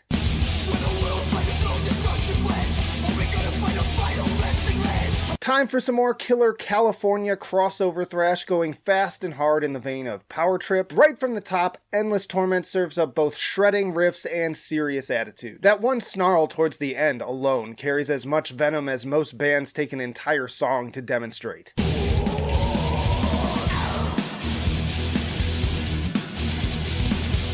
Then you've still got 4 more ragers to contend with, like the D-beat-filled Smite Thee, or fun use of Vibra Slap on the intro of Eyes of the Rhea. Tears of the Wolf brings a bit more classic heavy metal flavor, and finally Hard Reset sets up a false sense of security with its chill acoustic intro before torching everything to the ground. It may be short, but man does it leave me ready for more. And hey, if you want to keep those vibes going, get a load of Pizza Death with Reign of the Antichrist.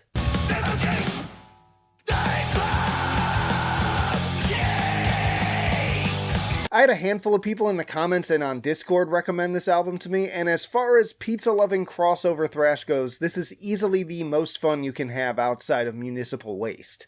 Pizza time. 20 tracks, all under 2 minutes or less, and every single one of them bringing equal parts headbanging and humor.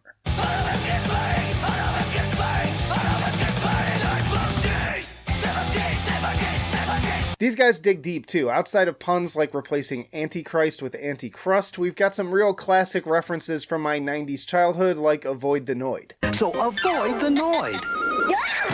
Domino's Pizza delivers. The next logical step in my mind for this band is a combo concept album and comic book with the Teenage Mutant Ninja Turtles. Next up is Rannoch with Conflagrations.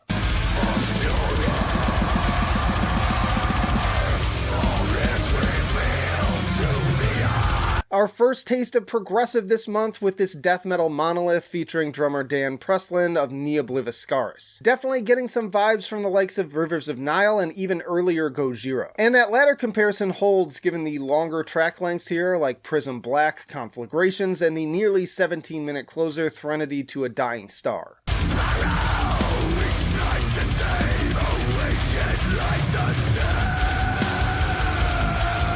Great mix here of more simplistic, hypnotic grooves with complex and technical arrangements. Not to mention some really epic, atmospheric moments as with the title track. These transitions make for a consistently engaging experience that really takes you on a journey. Then there's Flesh Vessel with Yearning, Promethean Fates Sealed.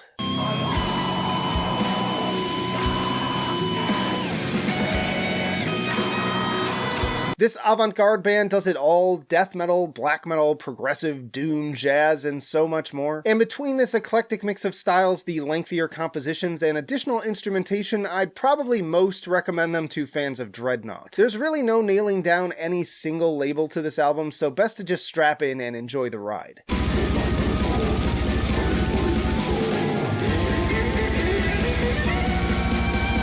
Yes, there are seriously imposing snarls and waves of distortion at times on par with the likes of Portal, but what really kept me the most engaged were the more varied stretches of acoustic guitars, viola, piano, flute, ocarina, harp, Hammond organ, glockenspiel, and trumpet. Not something I would listen to every day, but this is easily the most impressive album on the list this month. Next up is The Gorge with Mechanical Fiction.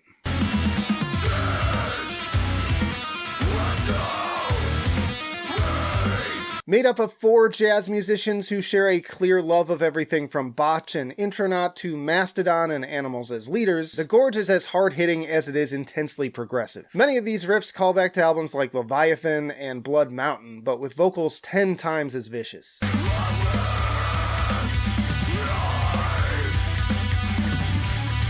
Furthermore, the pacing of the songwriting here is masterclass, with a constant ebb and flow of the more mid-paced introspective moments and tidal waves of mathy catharsis as with the excellent track Presence. You're never more than a few seconds away from the next exciting transition while also knowing you're in good hands when it comes to putting substance over style. Totally infectious stuff that had me endlessly grooving along to the equally killer bass and drums. Then one a lot of people have been talking about this month, we have Black Braid with Black Braid 2.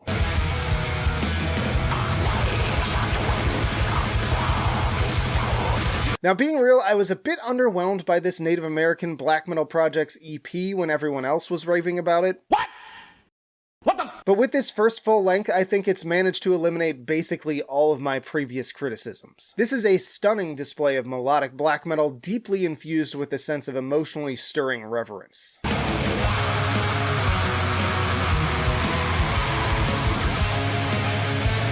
Take elements of Uada and Panopticon, but then add an entirely new regional and historical context behind it. Tracks like The Spirit Returns and The Wolf That Guides the Hunter's Hand nearly bring me to tears without ever having to look at a single lyric. The guitars alone have such power behind them and never fail to linger in my brain long afterwards. Bonus points for the sick cover of one of my favorite Bathory tracks, too. We've got plenty more albums to go, but if you're enjoying the video, remember to hit the like button and continue to comment as we go along your own favorites from this month. But next up we have Chamber with A Love to Kill For.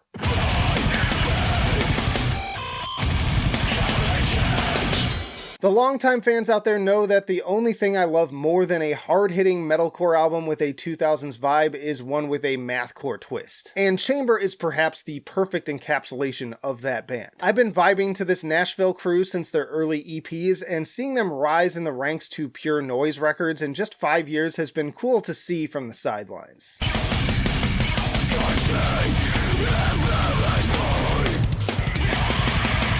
Honestly, as much as I enjoyed Cost of Sacrifice, I think that A Love to Kill For maybe blows that album completely out of the water. Shifting rhythms, chaotic riffs, and vitriolic vocals conjure the classic spirit of Botch and so many more bands from that era. And even for you metalcore haters out there, no clean singing, no big sappy melodic sections, just undiluted pit-worthy aggression and some of the sickest drumming in the game. Is that good enough for you? Then we have Caligram with Position Momentum.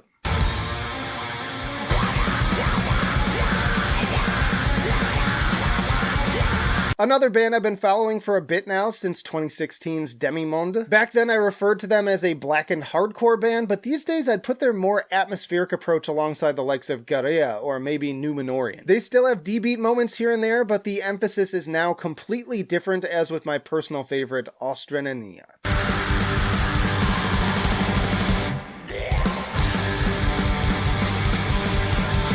It's also a very dynamic record, this track finding its way into stretches of minimalist doom complemented by the mournful wail of trumpet. Meanwhile, some of the riffs on Sol Dolore reminded me of Darkest Hour with a dissection twist. Both beautiful and aggressive, haunting and harrowing, this is an album that fans of post-black metal are not going to want to miss. Then there's Thra with Forged in Chaotic Spew.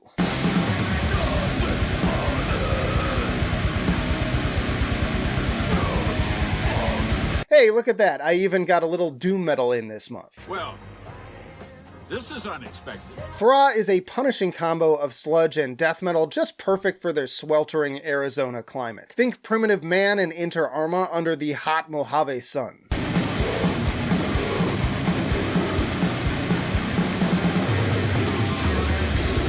Tracks like Primordial Engorgement even seem to conjure imagery of heat haze just from the sound of the guitar. The vocals are utterly savage, comparable to the likes of Lord Mantis and Portrayal of Guilt. And like a desert sunset, the ambient closer Terror Vessel will chill you to the bone. Next up is Nuclear Dudes with Boss Blades.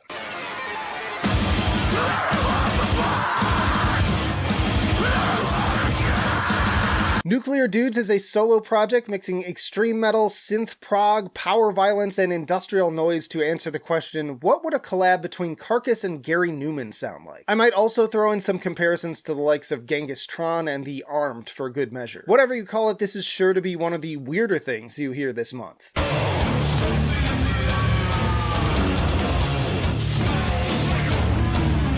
From straight meat grinders to sprawling synth-infused post-metal escapades, guaranteed your first listen is going to keep you on your toes. I could see fans of everything from mathcore to experimental metal finding something to enjoy with this one. No time like the present to broaden your musical horizons. Then we have Virge with Panspermic Warlords.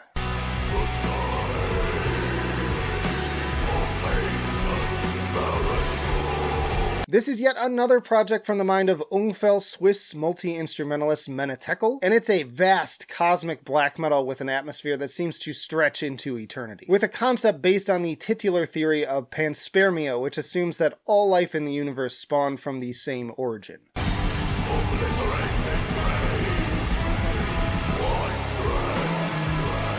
Here, the warcast of alien species have traversed space in cryosleep for millions of years in giant spaceships, planting their seed of life on uninhabitable planets with the sole purpose of inhabiting as much of the universe as possible. If we can't get them out, we'll breed them out. It's a bleak vision of life, to be sure, and one perfectly captured in the grim and futile sounding tones of the music. But now one of the bigger releases on the list this month, we have Cavalera with Morbid Visions.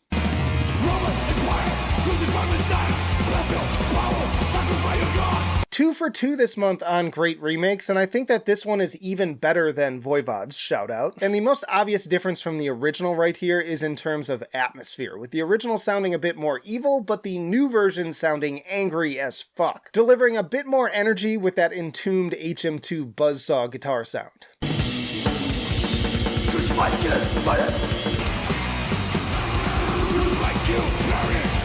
Max also really gives his all in his vocal performance, especially on Show Me the Wrath, and I love the new backup vocal additions on War. It's clear that this was a labor of love, even paying attention to the little details like the church bells on Crucifixion and maintaining the same basic imagery of the cover art. You can never replace the original, but this maintains the same spirit while giving it a modern twist that's easily in my top 5 thrash albums of the year so far. Then there's Better Lovers with God Made Me an Animal.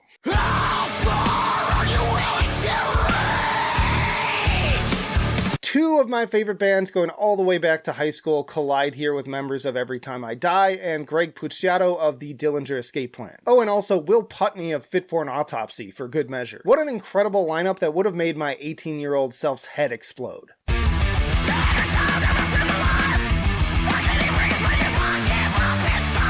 And while I'm still a little sad at the prospect that we'll never get another record from maybe either of these great bands, this collaboration definitely softens the blow in many ways, offering the best of both worlds. The instrumentation carries forward that unmistakable trademark fusion of mathcore and dirtbag southern rock, while Greg both rages and croons like it's still the 2010s. Personal favorites here, 30 Under 13 and Become So Small. And since that was only 4 tracks, I'm gonna sneak in another little bonus EP here in Salem Trials with Nocturnal Creation. I'm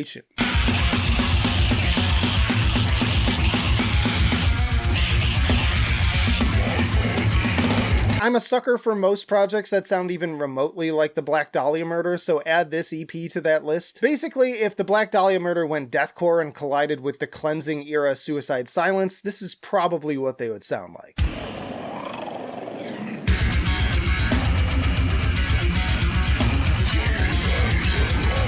Based on their Bandcamp page, they still seem to be relatively new, with just 1 full length and some singles going back to 2019, so I'm really excited to watch how they develop from here. But speaking of deathcore, we have Signs of the Swarm with Amongst the Low and Empty.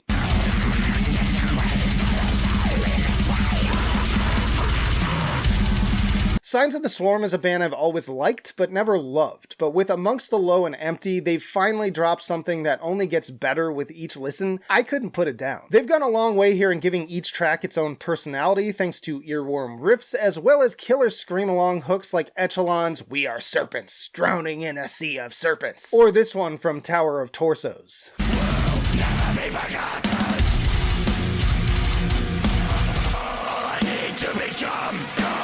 Not to mention each line is delivered with brutal vocal gymnastics that easily go toe-to-toe with Will Ramos. Add some electronic elements and a few melodic moments like Dream Killer, and it feels like these guys took some solid notes from Darko. Taking on guitarist Carl Schultz of Great American Ghost and applying input from Joshua Travis and Cameron Loesch of Amur and the Tony Danza Tap Dance Extravaganza and Born of Osiris respectively seems to have paid dividends. Also, honestly, way better than the Crown Magnetar album, in my opinion. Then we have the Zenith Passage with Datalesium.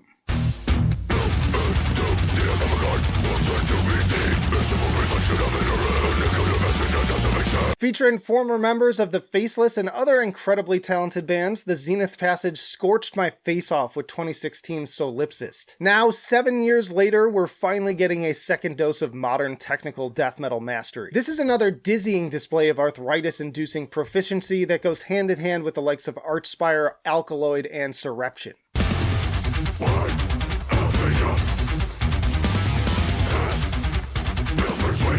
Algorithmic Salvation and Lexicontagion alone are enough to snap my head right off my neck with the contortions that they compel me to perform. But as I'm always careful to say about bands like this, the technical showcase never supersedes the songwriting. In fact, the second half gets increasingly more progressive with synth-driven passages and clean vocals reminiscent of Between the Buried and Me. Before my final pick, shout out to the new Mutoid Man as well, which I'm looking forward to, but as of the time of this recording, I still haven't had a chance to hear it. But my favorite metal album of July goes to Locust with Infidel.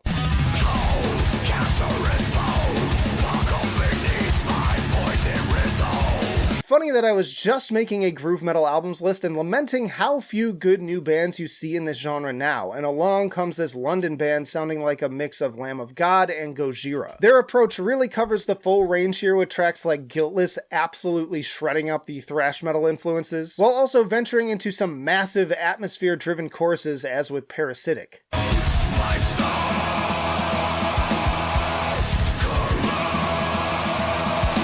But mostly, this thing is riffs upon riffs, seeming without end. I expected to look up the 2 guitar players and find a lengthy resume of great bands, but it seems instead we've got 2 more relatively new up-and-comers to watch moving forwards. And the drumming is just as sick, courtesy of Euler Moraes of the Voynich Code. Completely unexpected and very welcome as someone who was in deep during the heyday of groove metal. You know it's a stacked month when my beloved Death Clock's comeback didn't even make the list. No! Drink the bleach! These are my favorite metal albums of August, starting with Ex Mortis and Necrophony. The darkness from the light, you will not consume my life. Now, I've had a bit of a rocky ride with Ex Mortis over the past few years. I loved 2016's anthemic ride forth, but after the lineup changes, 2018's The Sound of Steel left me feeling pretty disenchanted. Thankfully, with Necrophony, it seems like the band has restabilized and recalibrated to bring out all of the best qualities of their sound with a reinvigorated energy.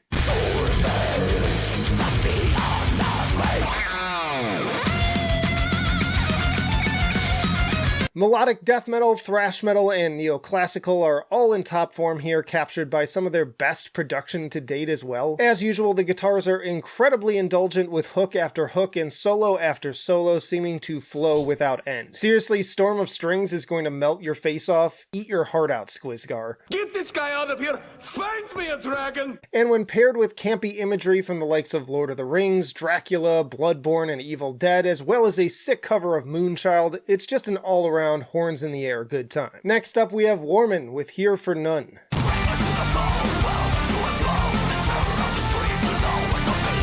Featuring Jan Veerman of Children of Bodom, this album is very much in the same spirit. From the riffs and triumphant synths right down to the vocals, these songs could have come right off of Hate Crew Death Roll. And it sure doesn't hurt that vocalist Petri Lindroos of Ensifirum also has a similar delivery.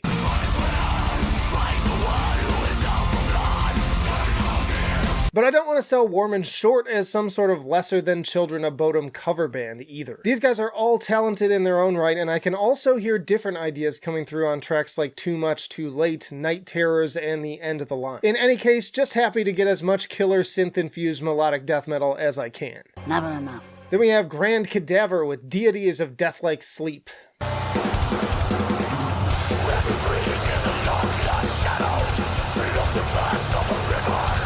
Another project featuring Michael Stan of Dark Tranquillity on vocals, he is a busy guy, alongside current and former members of Tiamat, Catatonia, and others. This is a delicious singularity of Swedish death metal indeed. And while Stan blew us away with his more melodic side on the Halo Effect last year, Grand Cadaver finds him at his most aggressive, with rollicking D-beats and waves of HM2 distortion conjuring comparisons to the likes of Entombed and At the Gates.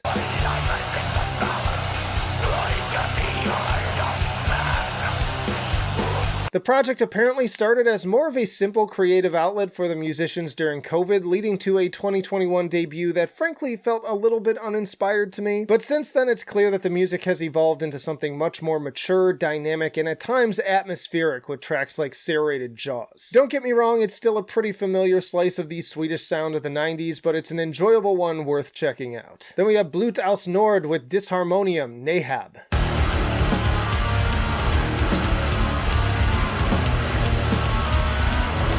The French experimental black metal giants are back with part 2, continuing the tumble down the rabbit hole of last year's Undreamable Abysses. Much like their 777 series, it's very clear that these albums are spawned from the same conceptual framework, in this case surrounding the worlds of H.P. Lovecraft. But there are some differences as well, with Nahab sounding somehow even more nightmarish in its seemingly formless void.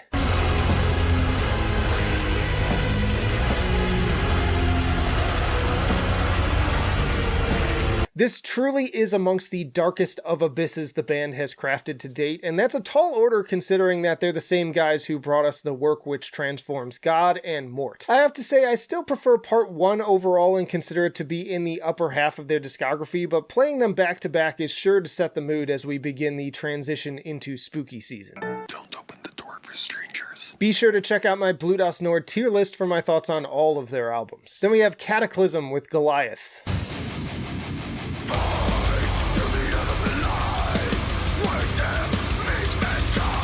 Goliath is this Canadian melodeath band's 15th album since forming back in the 90s. Despite this, you rarely hear their name come up alongside the likes of In Flames, which is made even more of a crime considering that they are still dropping albums of at least equal and often better quality.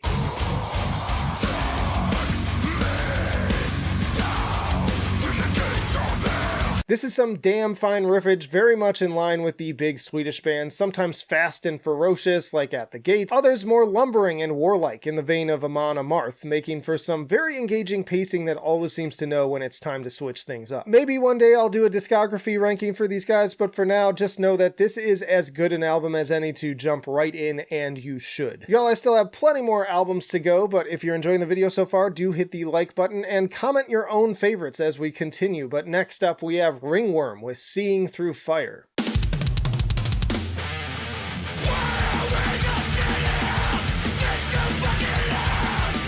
Regular viewers, if you know this band and you've been paying attention, why do I love this album?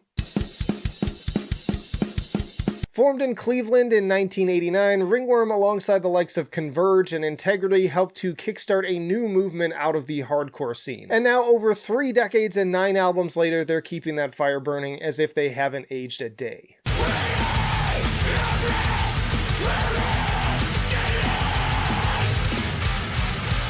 Metal has always been an angry genre, but few albums so fully capture the sound of pure angst set ablaze. This is the soundtrack to a riot. I press play, and even in my living room, all I can hear are sirens, shattering glass, and burning cars. No solace, no quarter, no mercy, indeed. Then we have Orbit Culture with Descent.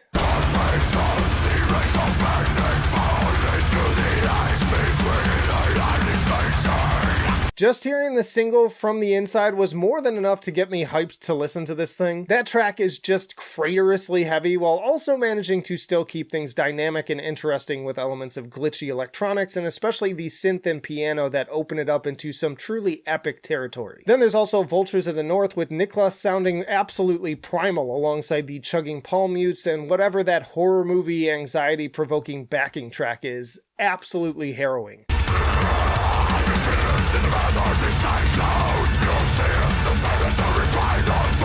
Fantastic album that engages me all the way thanks not only to the heaviness but also, again, dynamic, progressive songwriting that keeps you guessing. I do continue to have some issues with the more yarly vocal sections, but these are pretty minor and aren't enough to drag down the otherwise impressive performances. Furthermore, there are enough special little touches here to show growth for the band and make this album stand out in a year packed with great releases. Then we have No Life with Delinquent.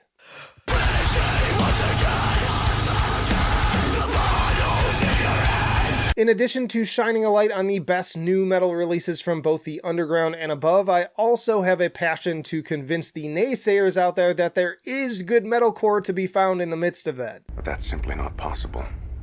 Why isn't it possible? It's just not. Why not, you stupid bastard? Following in a similar vein as Chamber last month, No Life is more no-frills, hard-hitting music that just wants to knock your fucking teeth out. It's always known.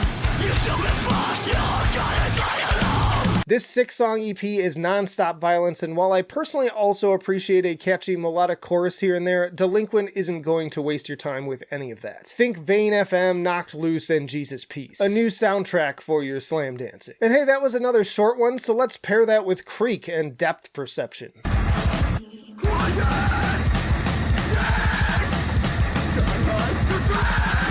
More pissed off metalcore, pretty impressive for a debut at that. I can see why Prosthetic Records already snatched them up. And while they may not be flashy, they still managed to make for a pretty interesting listen, weaving in elements of mathcore, noise, and post-hardcore on tracks like Doomed and Restless Dreams.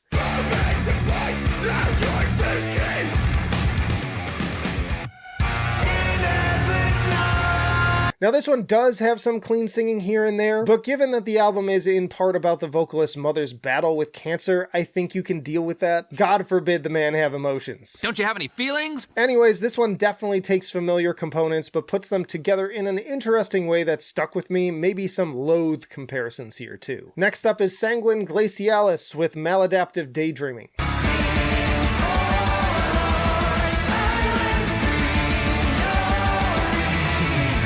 Time for another real journey of an album. Listening to this Montreal band is more like attending a Broadway musical. Compositions stand first and foremost on a mesmerizing foundation of jazz and classical music, only to throttle you with the mellow elements when you least expect it. The press release describes vocalist Maud Taberge as equal parts soprano, banshee, and maestro on the keys, and I couldn't put it any better myself.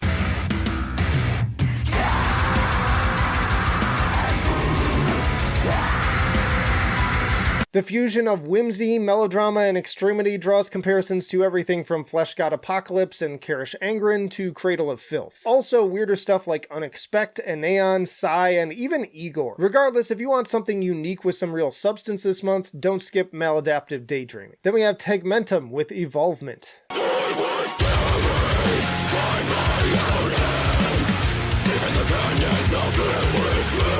Vocalist Chelsea Murphy is having quite a year, first blowing me away with Dawn of Ouroboros, and now again with this more technical death metal project including drummer Andrew Baird of Fallujah. Comparisons to Entheos seem appropriate with their mixing of complex progressive death metal with more melodic moments as well. Now that I think about it, a Chelsea Chaney collab would absolutely slap, but we do get an appearance from Covet's Yvette Young on Accolades.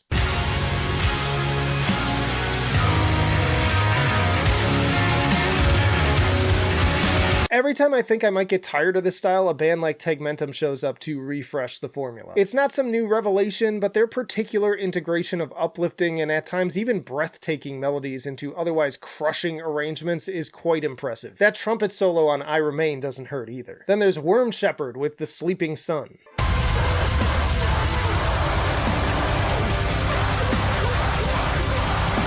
Once more, Worm Shepherd totally bodies the more popular deathcore album dropping the same month. Don't get me wrong, the Humanity's Last Breath album is plenty heavy, but as far as songwriting and overall presentation goes, this easily takes the win for me. Between the disgusting vocal performance and gorgeous symphonic elements, this is the perfect mix of many of my favorite elements.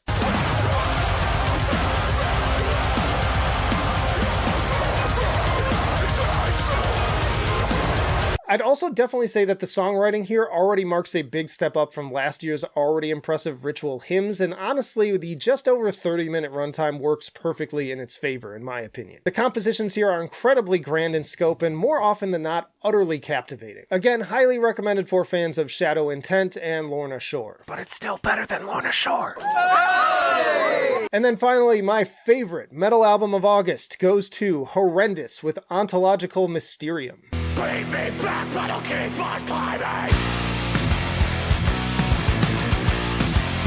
I already loved how this band expanded on their sound with the incredible Idol in 2018, but nothing could have prepared me for this intro with those almost Queen-like harmonized guitars. And then going into the even more progressive riffing and clean vocals from there, it very much feels as if these Philly boys have been listening to some Cynic and Alkaloid. Hell, with where they're at with this one, I could see them opening for Between the Buried and Me.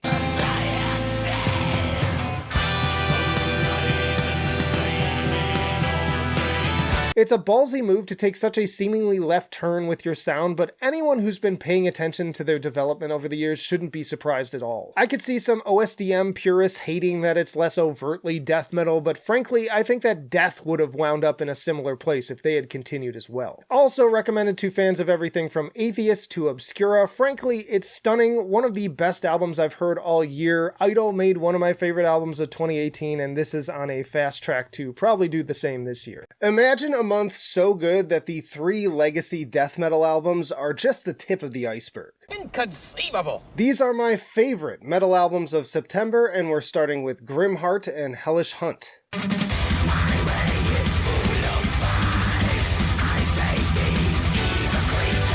If you dig high-energy, pillaging music in the vein of Ensiferum, this is 100% the album for you. From the scene-setting acoustic intro to the triumphant dueling guitars of Hellbent Horde, this album comes right out of the gate with sword swinging. And while every song is single-worthy, I always appreciate the extra mile they go for the fantasy music video for To Die by the Succubus.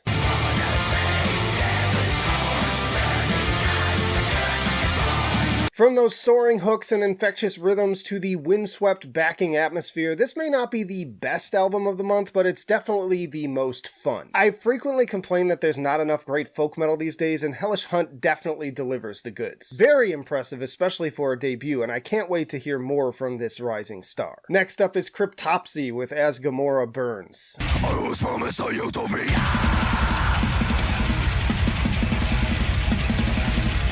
Opening up on a seriously battering note with Lascivious Undivine, very much answering the question as to whether these guys have still got it yet another decade into their career. Still got it. Flayed the Swine is another one that made an instant impression with that stank face-inducing riff transition.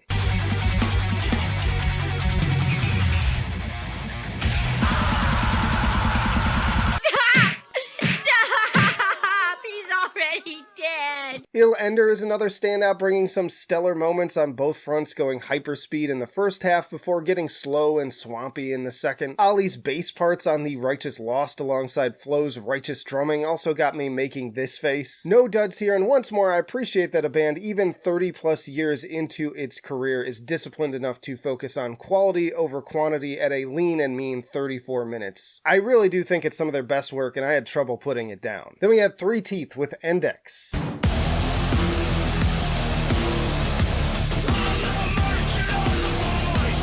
As far as the few modern industrial metal acts out there go, Three Teeth is easily my most re-listened. Everything that made me love groups like Nine Inch Nails, Rob Zombie, and Marilyn Manson in the 2000s is fully on display, as if that sound never fell out of favor. And while I still don't think that they've quite topped 2017's Shutdown.exe, Index feels like an overall improvement from 2019's Meta War.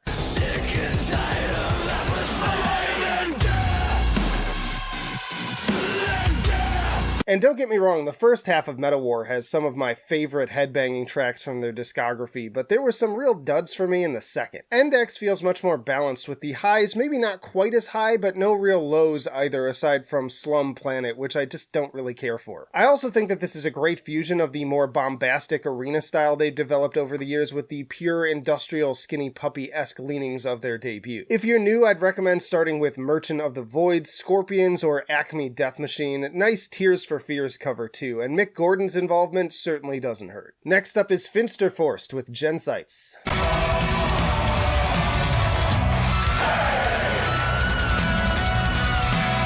This German band has since the 2000s been crafting what they refer to as Black Forest metal in reference to their roots in that region. If you're not familiar, I'd most closely compare them to the likes of Moonsorrow, fusing elements of folk metal, progressive metal, and black metal for pretty epic results.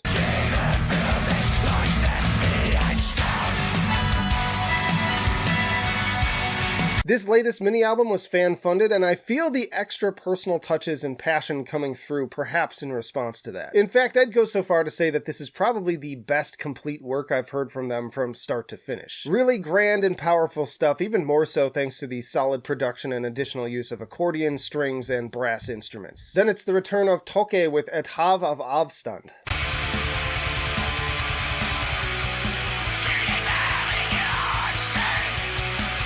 To this day, Toke is perhaps one of the best live shows I've ever seen, and Hoest's particular take on the genre has always been one I've found to be quite captivating. Since 1999, it's as if he's been able to weave the actual dirt, snow, and pine needles of the Norwegian forest into every note of his guitar melodies. And with Et Hav av Avstand, Norwegian for an ocean of distance, he continues to maintain that perfect 90s balance of raw and reverence.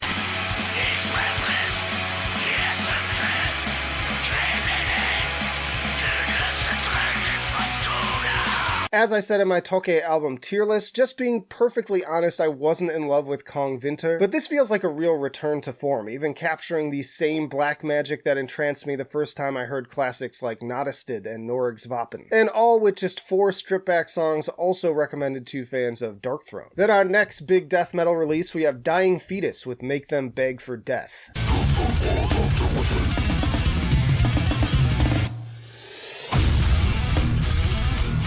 Lead single Feast of Ashes delivering on those lightning-fast leads we know and love. Again, as if the new Cryptopsy wasn't enough legacy death metal for this month, we also got this banger, and on the same day, no less. Gotta love the pure, concentrated rage and thrashier riffs of Throw Them in the Van, clocking in at under 2 minutes.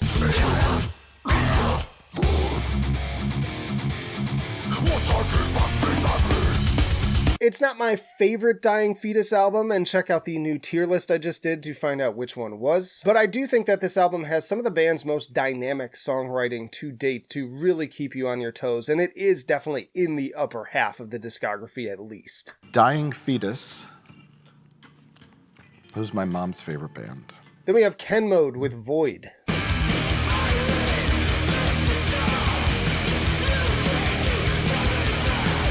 Quite possibly my favorite noise band is back already, and just a year after last year's eerie and nihilistic Null. Written during the same time period and described as a companion to that release, Null is meant to represent pain, with Void being the despondency that follows it. If ever there was a band that could bottle such concepts and distill them into pure sonic form, Ken Mode is the one.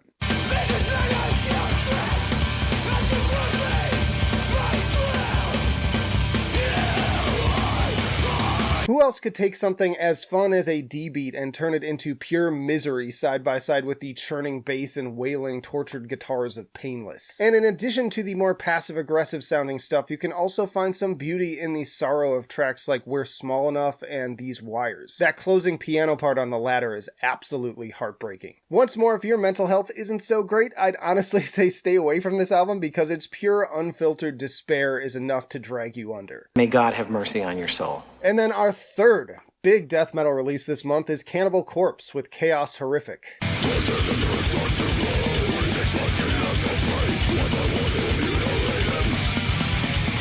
I really did not expect all three of these albums to make the list, y'all, but I guess there is just still some juice to squeeze from the 90s death metal forerunners. Summon for Sacrifice definitely got me pretty hyped with its broadened dynamics and more kind of Domination-era Morbid Angel sounding vibes. And then of course there's Blind Blood, which is like wading through a literal swamp of mucky gore.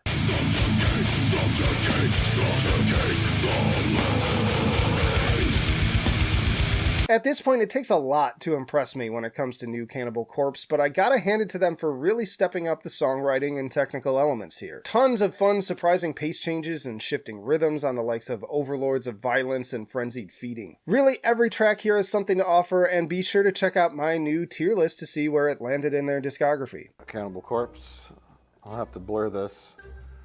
This is pretty great. That's pretty awesome. Then we have A Causal Intrusion with Panpsychism.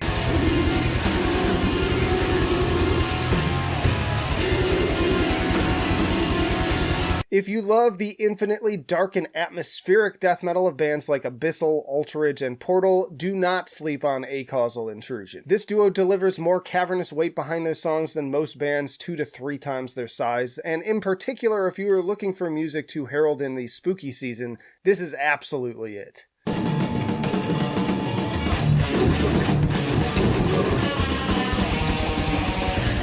Jagged riffs, unpredictable rhythms, and chilling, bellowing death growls echo into oblivion. I also love how they manage to sprinkle in these spookier earworm hooks to pull the chaos together and make the experience more engaging. If you ask me, this is the perfect balance of dissonance and melody. Yo, we're not done yet, we got plenty more albums to go, but as always, if you're enjoying the video, hit the like button, and as we go along, comment what were your favorite metal albums of this month. But next up is The Hirsch Effect with Orion.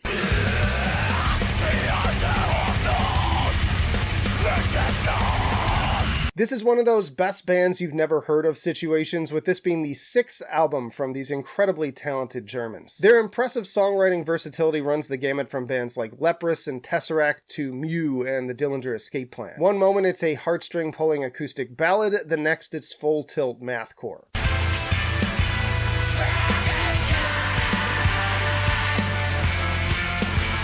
When it comes to music that's really worthy of accolades, in my opinion, it's the innovation scale I tend to lean on the most, and these guys are always at a 9 or 10 in that respect, while also crafting highly engaging albums that never feel like style over substance. And from the funky bass lines to the highly proficient guitar work, all three members really put their all into every song. Next up we have Code Orange with The Above.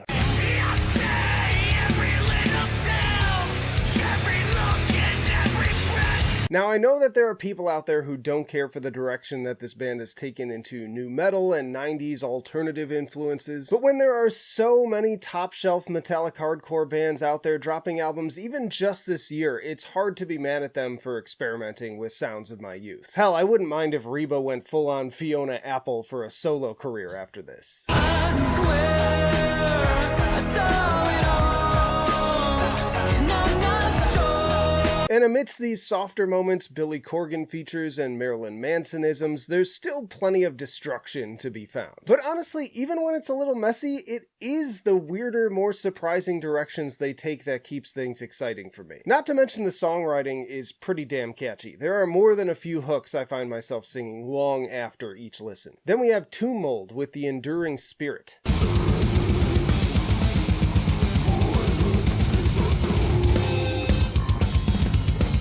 It seems that 4 years away really built up this Toronto crew's creative juices. That bass solo and sudden pace change on Angelic Fabrications in particular reminded me why these guys are one of the better OSDM bands in the game. Then that melodic section comes in on Will of Whispers, and the reasons only become more obvious.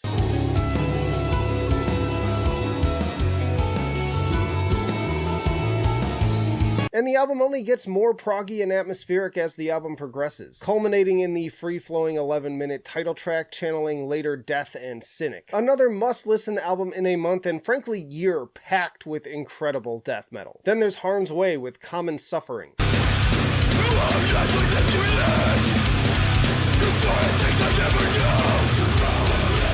5 years in the wake left by the fantastic Posthuman, this Chicago hardcore crew is back and more metal than ever. These guys are constantly redefining heavy with every song, two-stepping their way through some truly pummeling territory, but also getting raw and wicked in the vein of 90s era Helmet on tracks like Hollow Cry.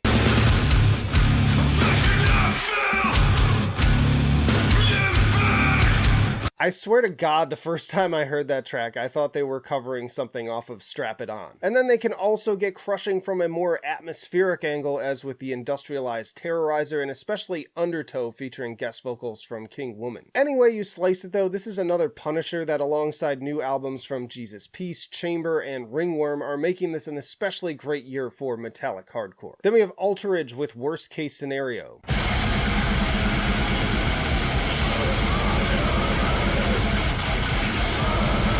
Holy fuck, these guys are absolutely unstoppable. I've been listening to them since they dropped their debut album Nile in 2016, and now just 7 years later they have 6 full lengths and every single one of them is top shelf. From the lurching, dragging corpse of Enigma Signals to the chaotic pace changes of O-Work, I'm starting to wonder if they have even surpassed Portal at this point.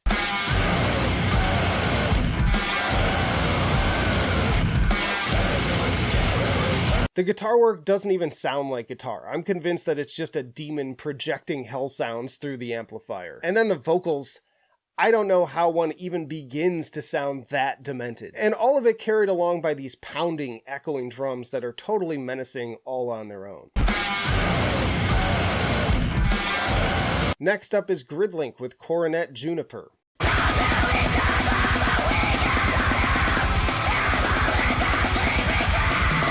One of those rare grindcore releases that actually makes the list, but Gridlink is not your average grindcore band. These guys really crank up the tech with the guitars and drumming sure to twist your eardrums in a knot, and all the while instead of reveling in pure dissonance, bringing a surprising level of melody to the proceedings.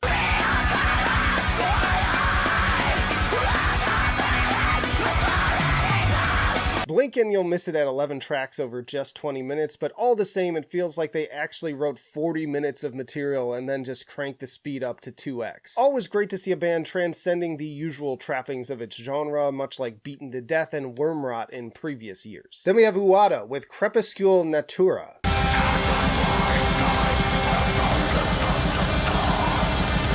I've always enjoyed these fellow Portlanders ever since I caught them live around 2014, 2015. But over the last few years, I feel like they'd kind of strayed from what had made me so entranced with them to begin with. Those soaring, triumphant riffs. That trend ends with Crepuscule Natura.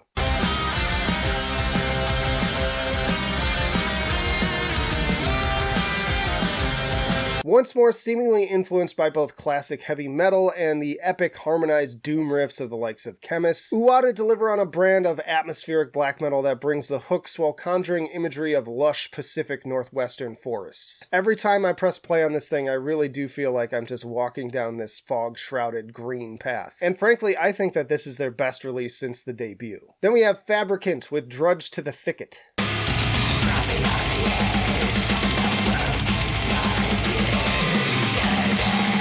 While I did enjoy the new Wormhole album also out this month, it was this California trio that I think ultimately did a better job at the whole dissonant avant-garde death metal sound. Clearly inspired by the likes of Gorguts and Krallis, Drudge to the Thicket is a noisy, violent lament configuration of a record just begging to be solved by anyone who dares try. Demons to some, angels to others. It's complex yet strangely infectious thanks to its ever-driving rhythms and standout moments like that incredible bass solo on Song of Stillness.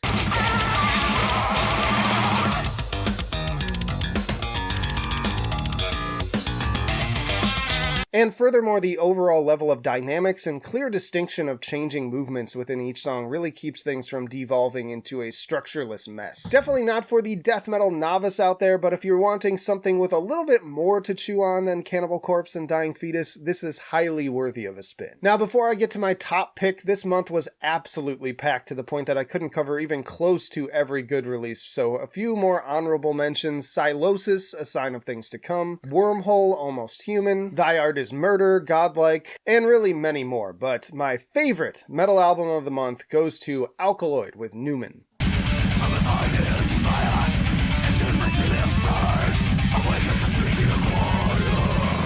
Featuring members of Triptychon, Obscura, Dark Fortress, Obsidious, and more, Alkaloid is one of the finest death metal supergroups of the modern era, if you ask me. And with a slow but steady output that always seems to value quality over quantity. Newman continues that trend with more high-concept yet highly engaging songwriting over the course of this third album's nearly hour and 15-minute runtime.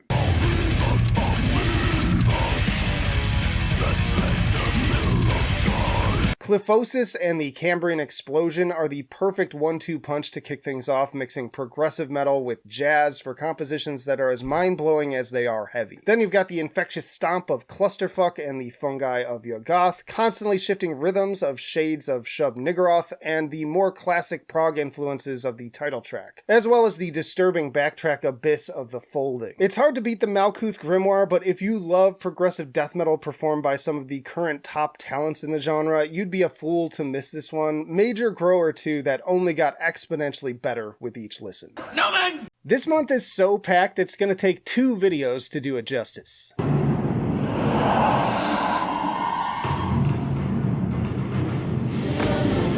This is part 1 of my favorite metal albums of October, and we're starting with Sadistic Force and Midnight Assassin.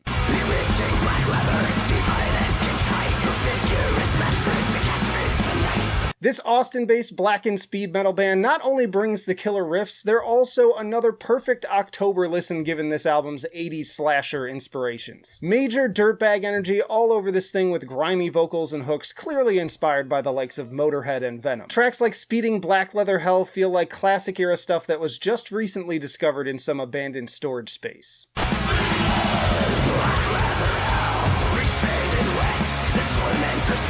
Now, if I can make one critique, I do feel like these songs would be much tighter at almost half their current lengths. When it comes to speed and thrash metal, it's the difference between being hit with a slap versus a clenched fist. I challenge you to a duel.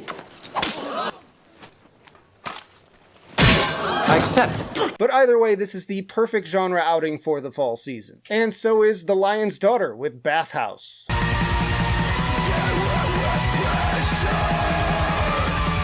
I frequently use this band as the benchmark when it comes to horror reverence in metal. In my opinion, no other band does as good a job of actually capturing the energy of classics from Dario Argento to John Carpenter as The Lion's Daughter. And while that still comes through strong in the synths, they have also continued to evolve in some new directions.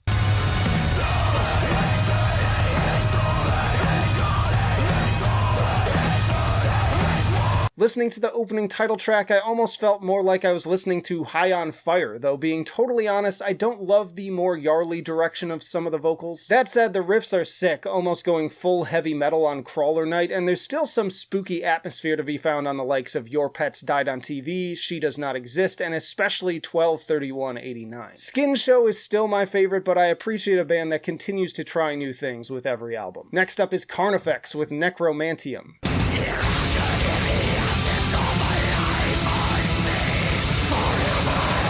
Once again, I'm going to be brutally honest and say that I did not like Graveside Confessions, but Necromantium feels like a full return to the symphonic, bombastic glory of World War X, and with a spookier paint job to boot. I mean, that Tom Barber feature on Death's Forgotten Child alone is like a direct injection of nitroglycerin.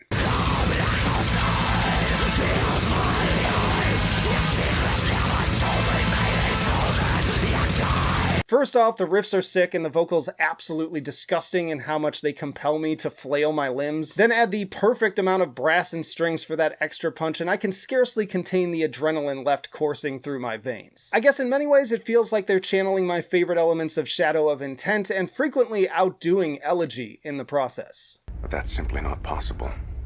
Why isn't it possible? It's just not. Why not, you stupid bastard? Y'all, we still have plenty more albums to go, but as always, hit the like button if you're enjoying the video, and comment as we go along what are your favorite metal albums of October so far. Then we have Prong with State of Emergency.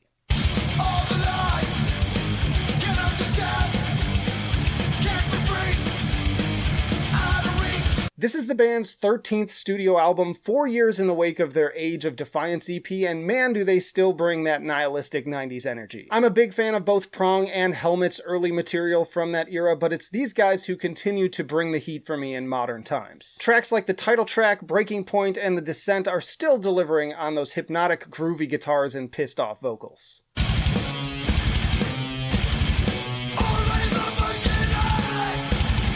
Now, if I'm being critical again, it's not the perfect album with a song here and there that don't fully connect, but even these end up being catchy and pretty infectious. It's been an almost shockingly good year for returning Legacy X, especially as someone who tends to be more interested in what's fresh and new, and Prong definitely continues that trend. We're not too old for this shit. Then we have Sulphur Aeon with 7 Crowns and 7 Seals.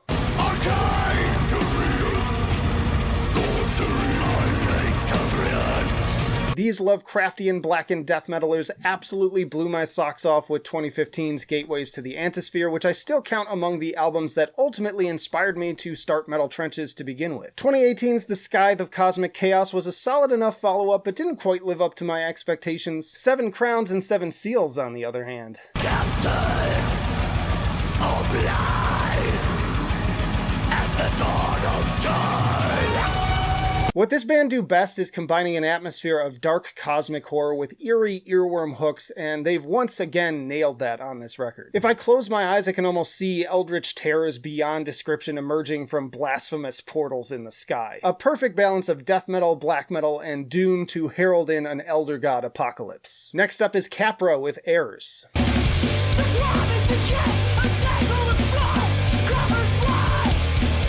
I've been enamored with this Louisiana hardcore band ever since they dropped Torture Ship about 3 years ago, leading up to their awesome debut LP, In Transmission. Since then, they've been touring with bigger and bigger bands to become one of the rising stars of the Metal Blade roster. Now with Errors, they continue to deliver on heartstring-pulling lyrics and Every Time I Die-inspired riffage, not to mention some guest vocals from Walls of Jericho's Candice Cook-Sulain. I need to feel something good! I need to feel something real! Crow continues to channel the darkest corners of human existence with a passionate delivery that feels almost improvised. And while the pace here feels a bit slower than on In Transmission, Tyler's riffs and Jeremy's drumming hit just as hard, especially on tracks like Tied Up and Kingslayer. And Nora is a beautiful closer, definitely the best melodic track they've done to date. Then we have Sonatver with Nos Sommes der.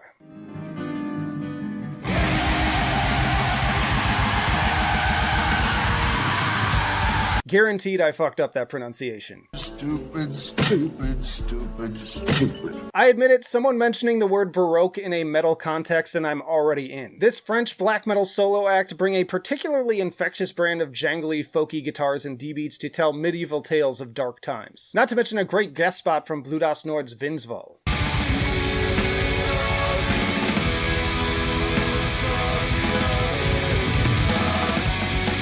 Another one that's maybe a little long-winded at times with some tracks running close to 10 minutes, but this one does a better job of keeping things interesting with the shifting songwriting, acoustic sections, and implementation of choral backing vocals. Definitely one of the more interesting black metal albums to stand out from the pack this year. Then there's Nitland with Torum.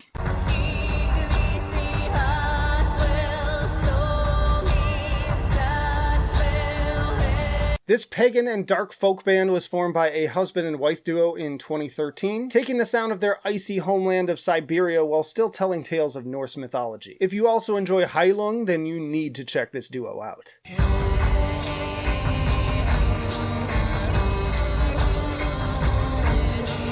Shakers and hand drums pound out the beat alongside some truly hypnotic throat singing and ululated female vocals. There are also the occasional strings, but for the most part the atmosphere is found in the project's stark minimalism. Truly haunting stuff that once more would be the perfect soundtrack for a Viking epic. Then we have Mors Subida with Origin of Fire.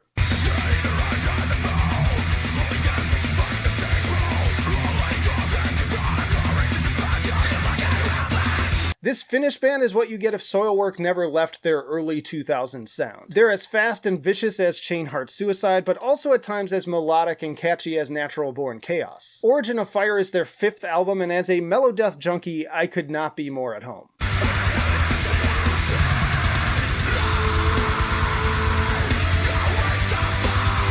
Tracks like Blackout and Blood Eagle really bring back the magic I felt from this genre back in high school. And of course, the Twin Peaks Fire Walk With Me references are always welcome. 2 and 2 do not always equal 4.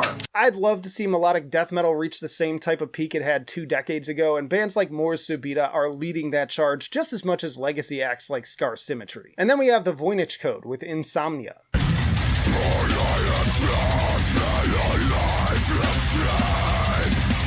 This Portuguese deathcore band has been coming up more and more whenever I discuss deathcore, and with this new release I can understand why. Fusing hard grooves, big atmosphere, and some pretty wicked symphonic keys, this is definitely for those out there enjoying the likes of Brand of Sacrifice, Lorna Shore, and Shadow of Intent.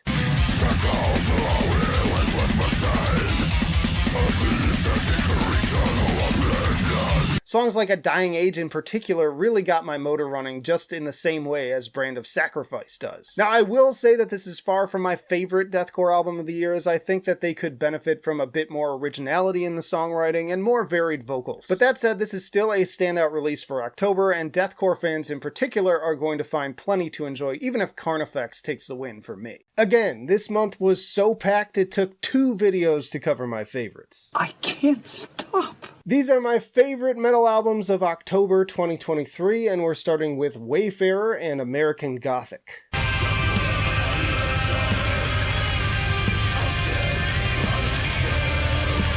Denver has some of the most quality US metal acts per capita, and this black metal crew is just one of their many great exports. Channeling sounds of the old American West, this album is equal parts Spurs, Chaps, and Corpse Paint. Never before has a slide guitar sounded quite so grim.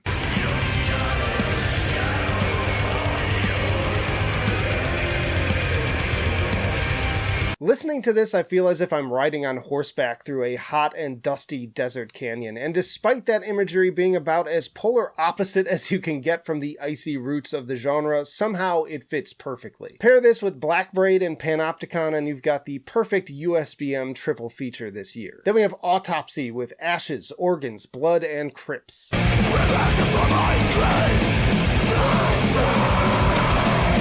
Another legacy old-school death metal band makes the list, and frankly, one that tends to be among my least favorites. But I gotta say, I think that this is easily one of their best albums. It's in the top 3 for me. This is a D-beat-infused death metal album that really does sound like a pack of infected feral creatures biting at your heels during a 70s psychedelic nightmare of a bad trip.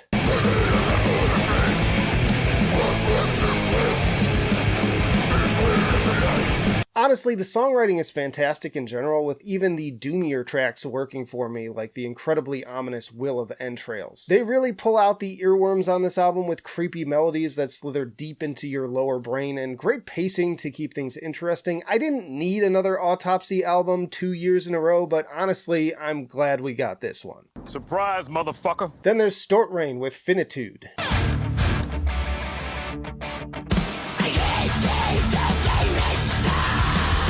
I've spoken before on how much I love the Artisan era when it comes to smaller labels consistently putting out some of the best albums in the genre. Stortrain is just one of those talents, with them having actually been around since 2006, with Finitude their 6th full-length record. Expect a truly raging fusion of technical death metal, melodic death metal, neoclassical, and black metal.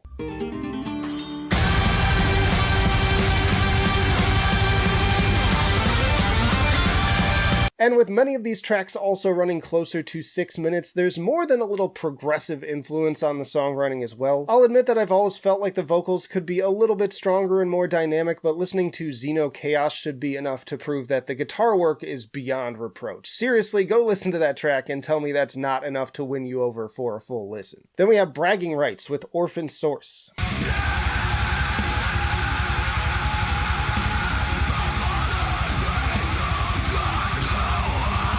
Just 9 months after coming seemingly out of nowhere with The Dower in January, this UK union of progressive and sludge is back for more. I'll admit that initially I felt like maybe this was too much too soon, but a few tracks in I was once more appreciating the very Gojira-esque tapping riffs and bellowing Mastodon vocals.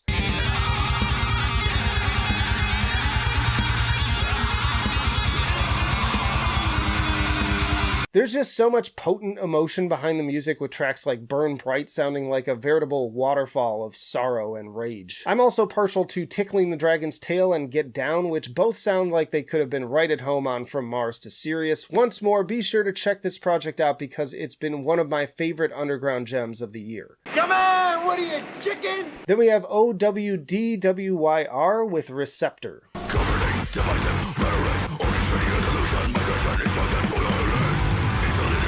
This trio really gets nuts with their particular recipe of technical death metal, progressive metal, and grindcore, and with influences ranging from Car Bomb and Flesh God Apocalypse to Radiohead and classical composers, you know that these tracks are going to get wild. From straight barn burners to more complex and introspective arrangements to a sick saxophone solo on Lagos, everything is fair game.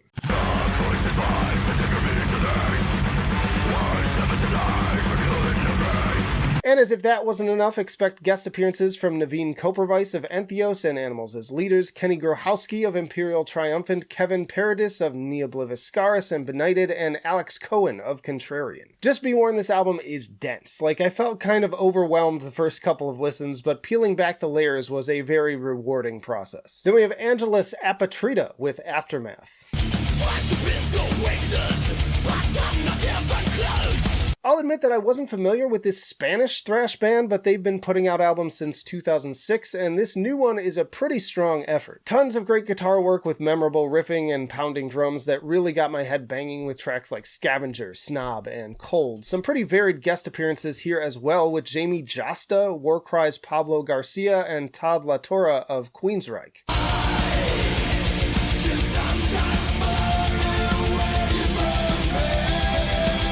There's also more than a little groove metal influence, sometimes drawing comparisons to everything from Lamb of God to Soulfly. In particular, Guillermo's vocals do at times remind me of Max Cavalera. Unfortunately, he does also do some of the Yarlier stuff, and I know regular viewers are really picking up on how much I just hate that, because it's coming up more and more. It doesn't get too bad, but these moments do end up being my biggest detraction from an otherwise solid record. So close. Then there's Farsoth with Morbid Symphonies.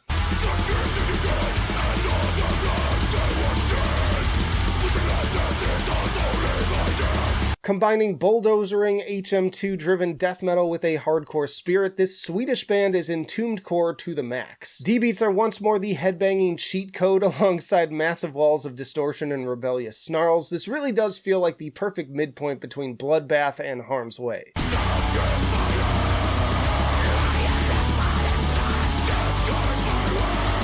Some of these menacing guitar melodies would also be right at home on an At the Gates album, as with tracks like Nothingness and Infernal Bondage. If I could make one critique, I do think that a bit more vocal variety would make the overall runtime more engaging, but even as it is, this is some truly bodying violence that I could see appealing to fans across genres. Ooh, then there's Mouth for War with Bleed Yourself.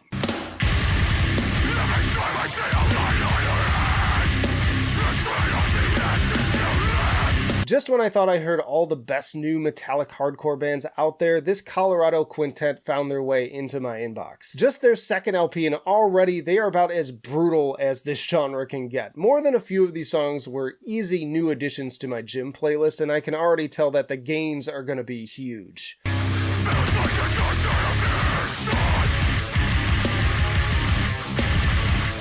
Just absolute violence coming through in these vocals. We've gotten some real crushers this year in the genre, from Harm's Way, Jesus Peace, Chamber, and more, but honestly, this is right up there on the same level, and I'm sure as hell adding them to my list of bands to watch moving forwards. On the complete flip side, we have Mercure with Spine.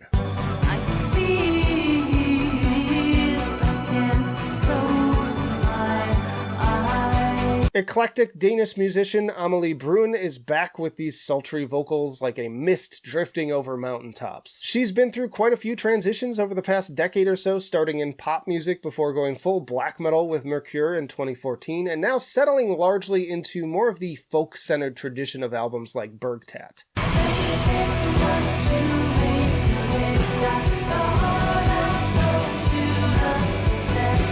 Mausoleum and Folkesanga in particular abandoned any semblance of the harsh side of this genre, which left me feeling curious whether that trajectory would continue with Spine. And aside from the occasional distortion and scream here and there, it seems clear where Amelia's passion and strengths ultimately lie. No complaints either, because as much as I enjoyed Meredith, the stunning atmosphere here speaks for itself. Then another surprise here, we have Raytheon with Becoming Nil.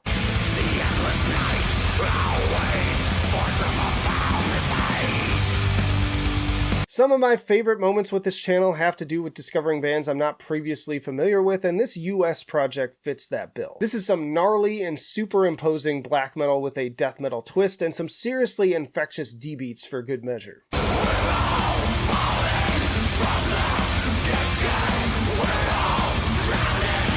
The vocals remind me of Enslaved, but the dark nihilistic tone and menacing guitars are far more in line with the likes of Watain and Inquisition. And the final third gets surprisingly melancholic, which, while not my favorite portion of the record, really shows that Raytheon may have more to offer than even initially meets the eye. Then we have End with The Sin of Human Frailty.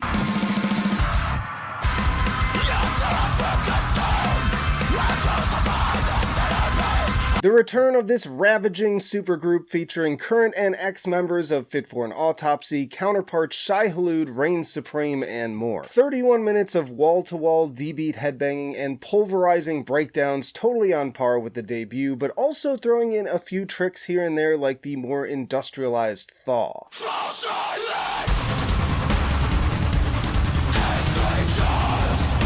More of that, please. I recently featured this band on my best modern metallic hardcore groups video, and they continue to keep it at 11 with this sophomore full length. This is the sonic equivalent of being shivved from all directions. You could use it to rescore the prison assassination montage from Breaking Bad, and it would fit perfectly. Then we have Go Ahead and Die with Unhealthy Mechanisms.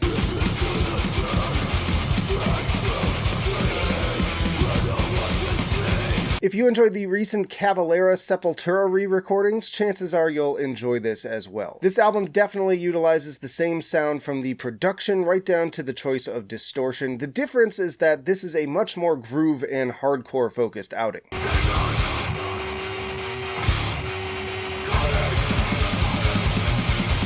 Definitely music with headbanging at the forefront when it comes to the songwriting. Very simple but effective, while also throwing in some pretty sick leads and solos on tracks like Drugo Cop. I do think that the first half is a bit stronger than the second, but it's all a good time. And then, even though it's just an EP, my favorite album of the month goes to the Callous Dowboys with God Smiles Upon the Callous Dowboys.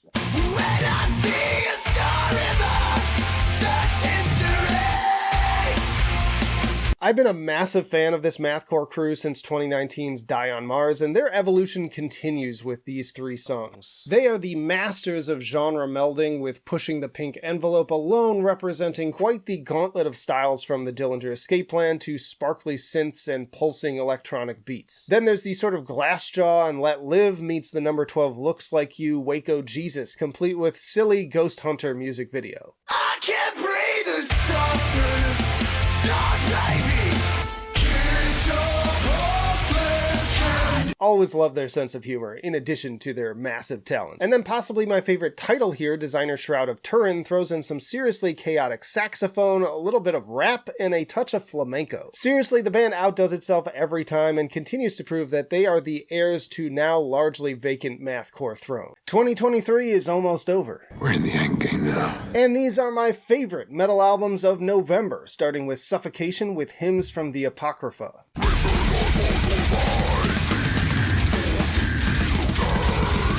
In case you were wondering, new vocalist Ricky Myers sounds fantastic, but even that aside, the dynamic songwriting on this album is some of their best to date. Perpetual Deception has more great twists and turns. I love the carcassy melodic intro and bass work on Dim Veil of Obscurity, and Seraphim Enslavement totally blew me away.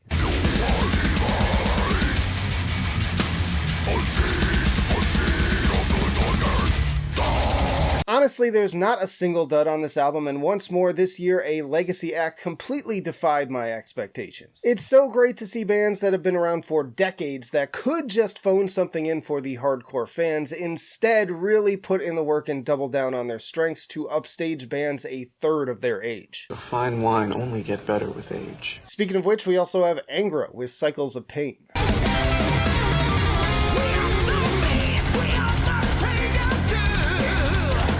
I've been trying to keep my finger on the pulse of power metal this year, and there have been a few standouts, but this latest release from this 90s formed Brazilian band may very well be the best of the year, packing the power of Blind Guardian, Iron Maiden, and Dream Theater all in one.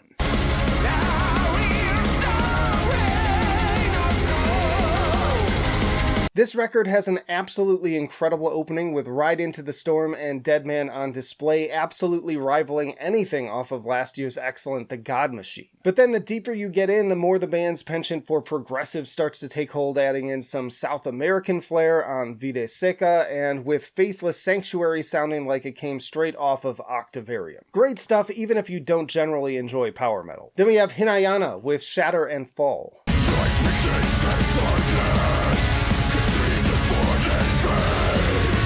This Texas band blew me away with Death of the Cosmic a few years back, and they only continue to cement themselves as up-and-comers to watch with this new full length. Their sound is massive, combining the already moody and dramatic tones of Insomnium with the grandiosity of Moon Sorrow, plus there are still some serious headbanging moments here and there, as with Reverse the Code.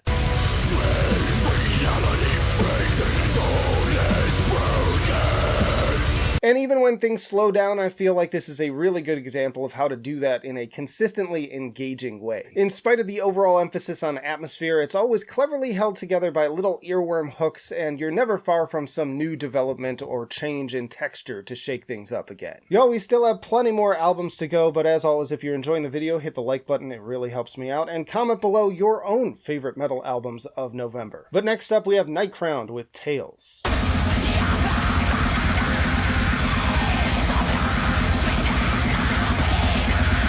I've been enjoying this band's very dissection-esque brand of melodic black metal since their debut full-length in 2020. Featuring members of Dark Funeral, Night Rage, and Cypher System, they bring only the best elements of those bands to something that feels very fresh with each new album, and this third record very much continues that evolution.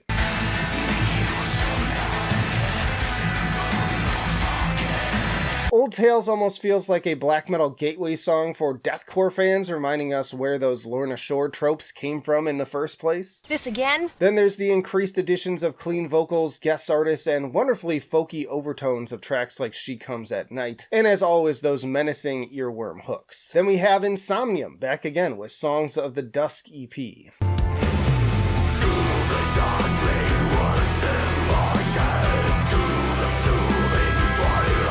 As if dropping one of the best melodic death metal full lengths of 2023 wasn't already enough, they still had 22 more minutes to share from the same conceptual wellspring. More massive melancholic atmosphere and powerful riffing make for another truly engrossing experience.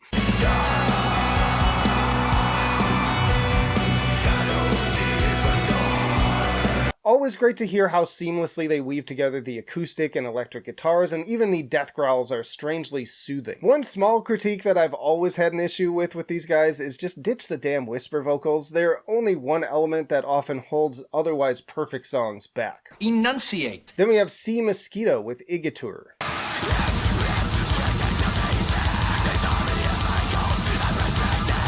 This UK band is seriously noisy and malevolent avant-garde black metal, occasionally mixing with elements of industrial. And considering those are two of my favorite things, this may be among the best previously unknown surprises I've unearthed all year. 1 minute it's Deathspell Omega, the next I'm basically bobbing my head to Skinny Puppy.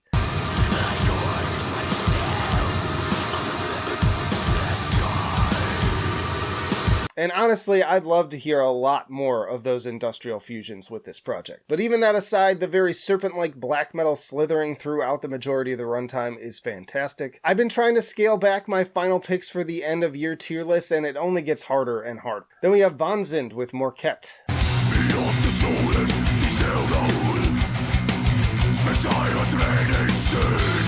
I just recently did a video on my favorite folk metal, and I'm always hungry for more, so enter this Danish band to fulfill my lust for clashing swords and stampeding hooves. Triumphant guitar melodies are perfectly matched with infectious bagpipes, flutes, and more, not to mention an extremely effective dual vocal approach of harsh snarls and feminine cleans akin to Alluviate.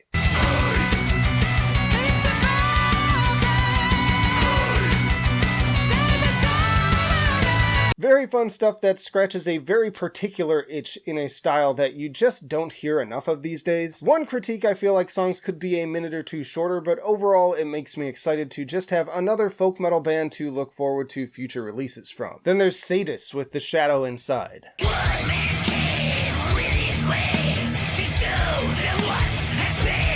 Over 16 years now since their last album, and these guys are still killing it. The absence of Steve DiGiorgio is definitely a bummer, but even as a duo, this is some of the band's best work. Great variation too, with groovier tracks like Scorched and Burnt alongside real rippers like Ride the Knife.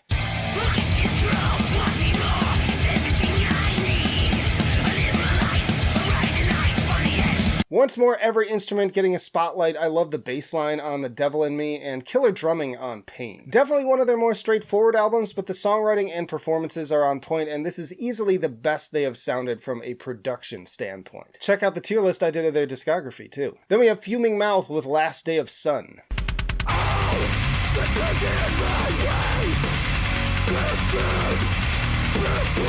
Interesting mix of harsh and melodic elements with this one. You've got sludgy, crusty, D-beat-driven, entombed core with those buzzsaw guitars, but then also tracks like The Silence Beyond Life that almost sound like Norma Jean.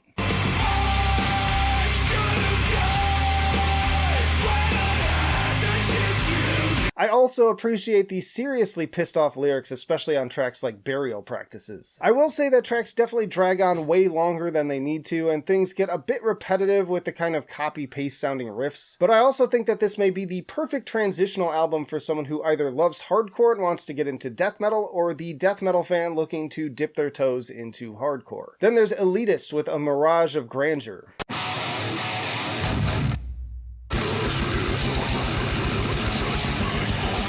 This is a Denmark-based death metal band, once more recommended to fans of the likes of Portal and Alterage. The vocals may be a bit more traditional, as are the additional solos, but these guitars bring that same insect-like swarming chaos, and the results are especially impressive for a debut.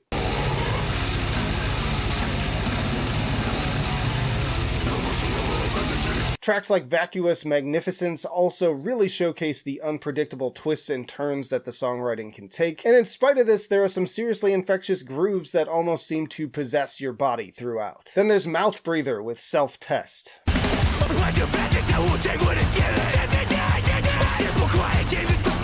One of the hardest young metallic hardcore crews around that hardly anyone knows about. Truly brain-melting, noisy guitars and bass alongside a dual vocal attack that is completely unhinged. There's a reason why these guys made my best of 2021 list with the previous album.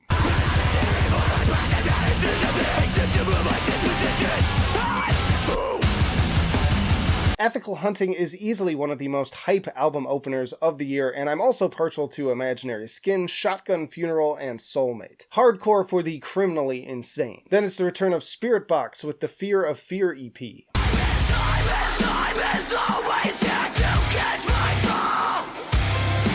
The current darlings of the metalcore scene back again with this EP, and honestly, after being a bit disappointed by their full length, it's kinda nice to hear them back in this shorter format again. Cellar Door hits hard as an opener, going straight for the harsher end of their sound with plenty of neck-breaking pace changes. Then there's the more melodic and kind of Deftonesy Jaded. And I've always been ashamed that I wanna fall into a dream of my own. And then there's also more of the kind of technical Animals as Leaders vibes of The Void. I'm a little surprised they didn't include their almost danceable hit Rotoscope from last year, but even without it, this is a very strong EP that proves that Spirit Box haven't run out of steam just yet. Then there's Panopticon with the Rhyme of Memory.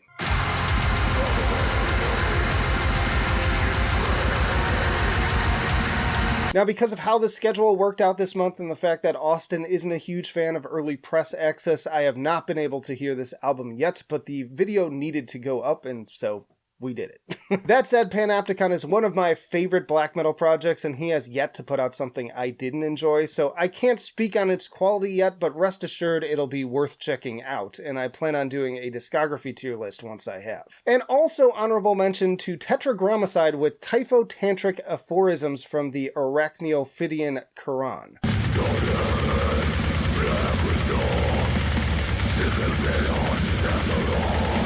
I gotta say, reading that title only took 2 takes. Now, I like this album, but frankly, I found the artwork and insane titles to be more interesting than the actual music, which gets incredibly dense, especially with the seemingly endless barrage of hyperspeed blast beats. I also found the vocals to be kind of annoying, which drags it down the most for me. Still worth checking out, though, as I saw a lot of people enjoying it. I'm afraid you're just too darn loud. Then I really had 2 top picks this month, and the first is Valdrin with Throne of the Lunar Soul.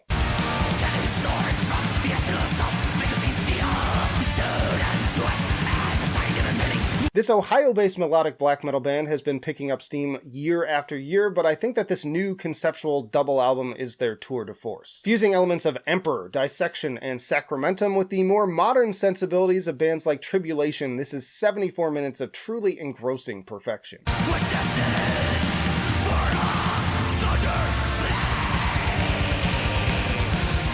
I often bemoan bands seemingly stretching their runtimes with needless repetition, but this is the perfect example of how to justify the time investment. Much like how classic movies like The Godfather keep you riveted with great performances, editing, and pacing, Throne of the Lunar Soul keeps you on your toes and never leaves you checking your watch. And then there's Zoth with Exogalactic.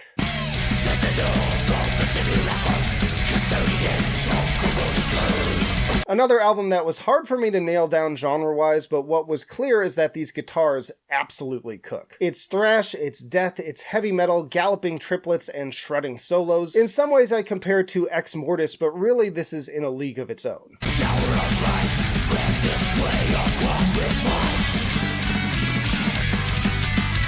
Some comparisons to Vector would be warranted as well, but again with guitar leads that Bill and Ted would absolutely be stoked for. Oh, we're total metalheads!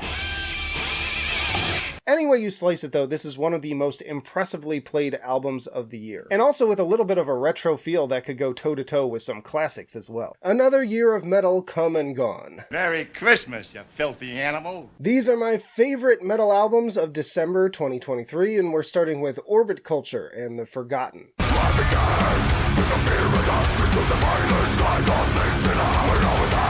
Just 6 months ago, I was praising this band's latest LP, Descent, but frankly, these cut 3 songs for this follow-up EP may be better than anything on that album. They managed to hit as hard as a sledgehammer while still leaning heavily into their progressive side.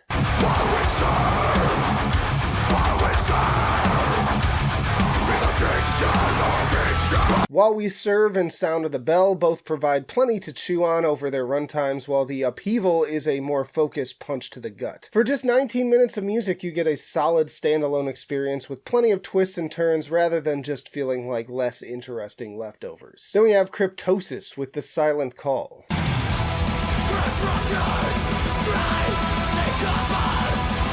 This may only be 2 new songs, but after flooring me in 2021 with Bionic Swarm, an album that made my best of the year list, I could not have been more excited to hear more. And once again, these Dutch musicians deliver on top-notch technical thrash metal with a sci-fi twist recommended to fans of Vector.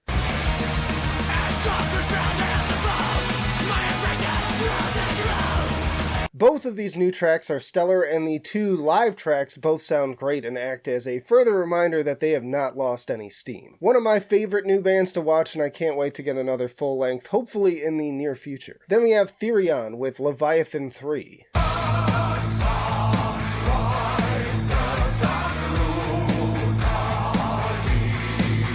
Swedish symphonic metal band Therion are back with the final installment of their Leviathan trilogy they began in 2021. Putting out an album a year would be difficult for most bands, but given the scope of these arrangements, from the layered choir to the explosions of organ, it's pretty goddamn impressive just how well this all comes together.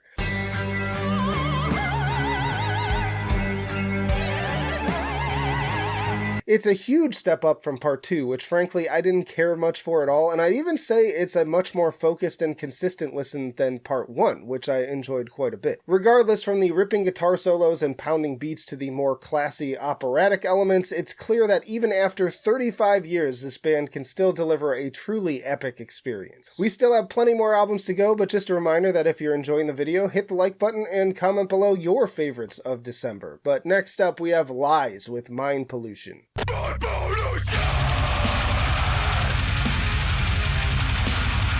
Time for one last D-beat infused bit of high-energy metallic hardcore to wrap up 2023. This Dutch band absolutely shovels the distortion down your throat, packing more violence into songs 2 minutes or less than most can in 10.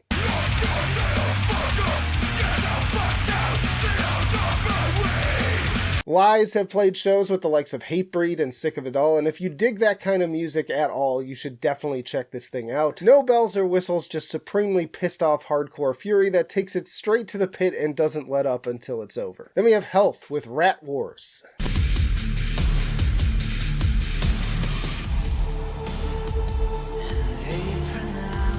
I'll take any scrap of industrial music I can get these days. Formed around 2005, this LA band has been dropping a variety of sounds over the years, including a collab album with the likes of Poppy, Lamb of God, and 9 Inch Nails, and even the entire soundtrack for Max Payne 3. This latest effort toys with both the softest and heaviest sides of their sound.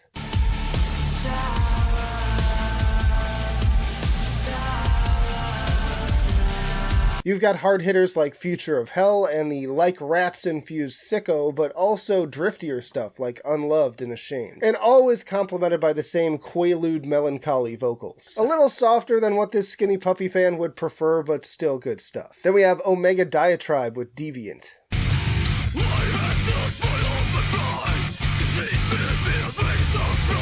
The Hungarian heirs to the Meshuggah throne are back for more hard-hitting aggression. If you ever needed a band to get you bobbing your head, this would be among my top picks. And with this 5th album, they only continue to perfect the art of the groove.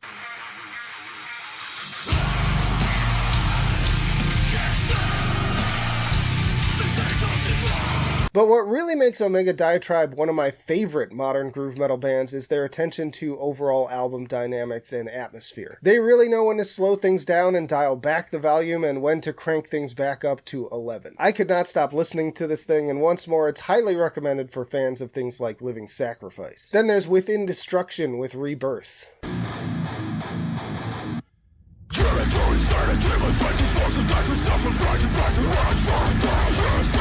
One of my favorite modern deathcore crews really bringing the heat with this new EP. I've enjoyed the more melodic metalcore inspirations on their last 2 albums, but it's also nice to get some pure violence in the same vein of the records that got me into them to begin with, like Void and Death Wish.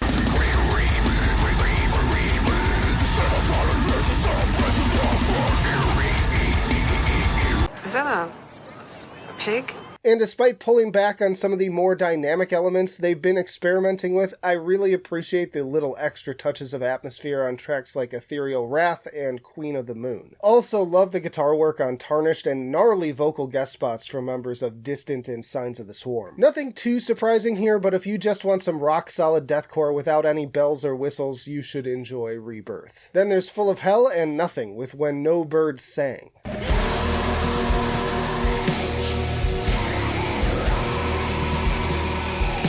Full of Hell have yet to top the perfection that was trumpeting Ecstasy in my opinion, but with this new collab they continue to show that they aren't content being a one-trick pony. Really feeling some old Lord Mantis energy coming through on Rose Tinted World with the mixture of blackened sludge, doom, and more extreme influences. But then the nothing influences really flip things on their head with the drifty shoegaze that ends up dominating the majority of this album.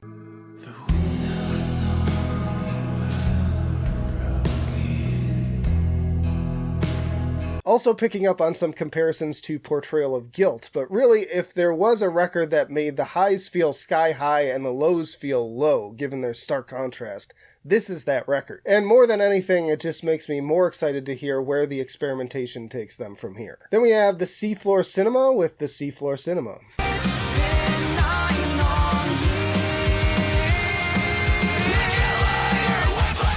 Something for those here willing to give into something a bit more melodic, the Seafloor Cinema feels like a cross between Dance Gavin Dance, A Day to Remember, and Coheed and Cambria. And while it's definitely pretty sappy, I can't deny how catchy it is.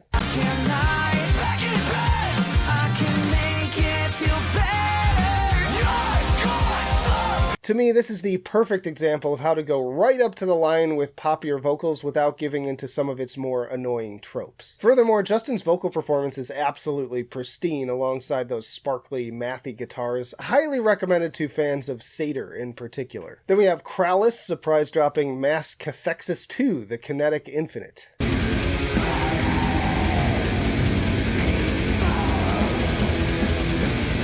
I recently said in the Discord that it feels like Krallis is trolling to see just how chaotic and inaccessible they can get before the fans stop coming back.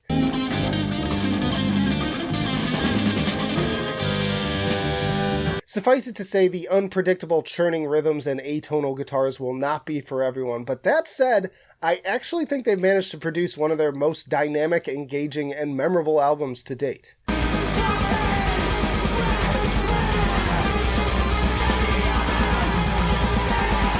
The performances here are so impressive, and I especially appreciate the level of variety. Like Liquid Remembered Vessels comes out of nowhere with some almost Voivod vibes, while Let the Wind Take Them just feels like a heavier take on Rush. There's even a few catchy hooks to be found. I still find the weird jazz phrasing of Imperial Triumphant to be more rewarding overall, but there is something undeniable about Krallis' talent, and I think this may end up being among my favorites from them. Then we have Unprocessed with And Everything in Between.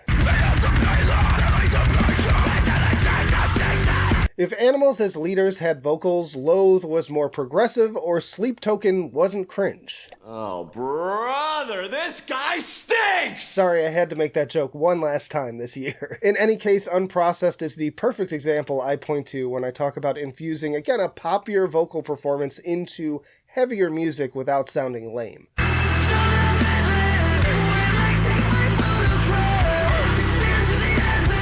It certainly doesn't hurt that the vocalist has an incredible voice to begin with, and I love how well they navigate between complex displays of progressive instrumentation, especially on the bass, and super heavy explosions of screaming and distortion. Highly underrated band. Then there's Omnium with War for Peace. If you bow your head, you may as well be dead. Another banger EP. Gothenburg, Sweden may be the world capital for melodic death metal, but these guys are a death thrash band through and through. The energy is definitely at 11, and guitarist-vocalist Berno shreds it up with fun and flashy riffs every bit as impressive as the likes of Ex Mortis.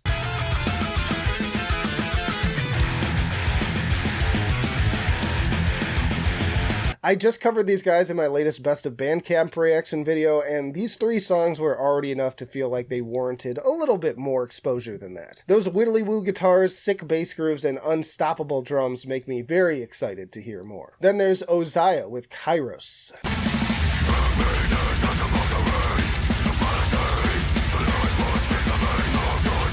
This up-and-coming deathcore crew is back already, hot on the heels of their Kronos EP earlier this year. Unfortunately, I was not able to include this or Within Destruction in my 2023 deathcore albums tier list due to timing, but I'm glad to share it here. I can hear the continued growth in both aggression and atmosphere.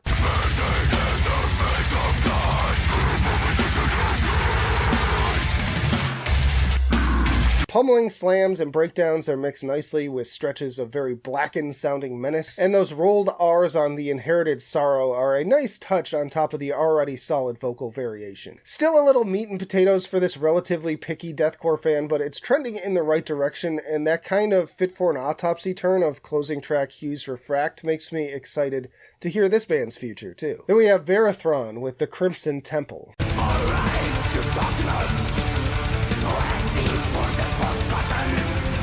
This Greek black metal band has been around since the 90s, but generally lingering in the shadow of the much more well-known Rotting Christ. Both bands incorporate a similar melodic approach to the genre that the region has become known for, and frankly, I think this is much a stronger release than The Heretics was.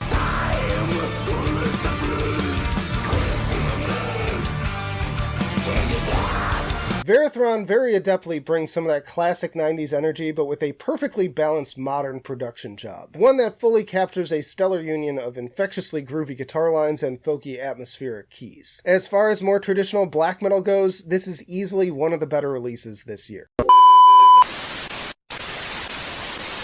So before I get to my top pick, I had actually just finished editing this video when I was presented with two more records in need of inclusion. The first is Inertia with The Human Element.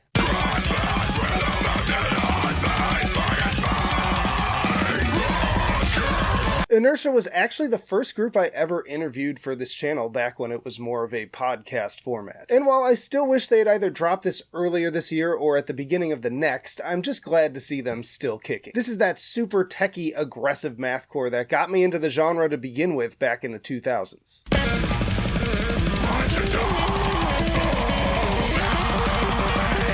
If I recall, guitarist Khalil is a formally trained musician with a degree, and it shows. This dude could play in anything from the Dillinger Escape Plan to Animals as Leaders to Beneath the Massacre with his level of dexterity. Combine that with killer drumming and some very death metal vocals, and this could be an album people from across genres could enjoy. And then we have Psycho Frame with Automatic Death Protocol.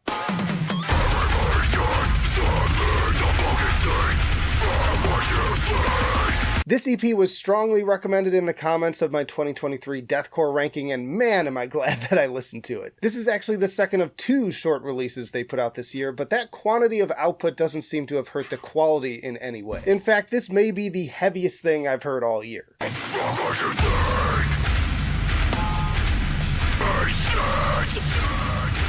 Just sheer brain-dead brutality from the violent guitars and eardrum-shattering snare tone to the appropriately psychotic vocals. Think the cleansing era Suicide Silence, but recorded in an institution for the criminally insane.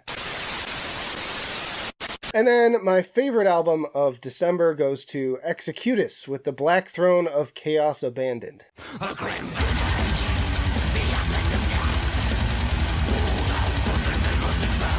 I feel like every year there is a big heavy hitter album that drops right after I finalize my best of the year list, and for 2023, this is that album. For all those same reasons I've been raving about Necropanther, Executus also bring that same peak era Skeleton Witch energy with all of the riffs, and that is absolutely my shit.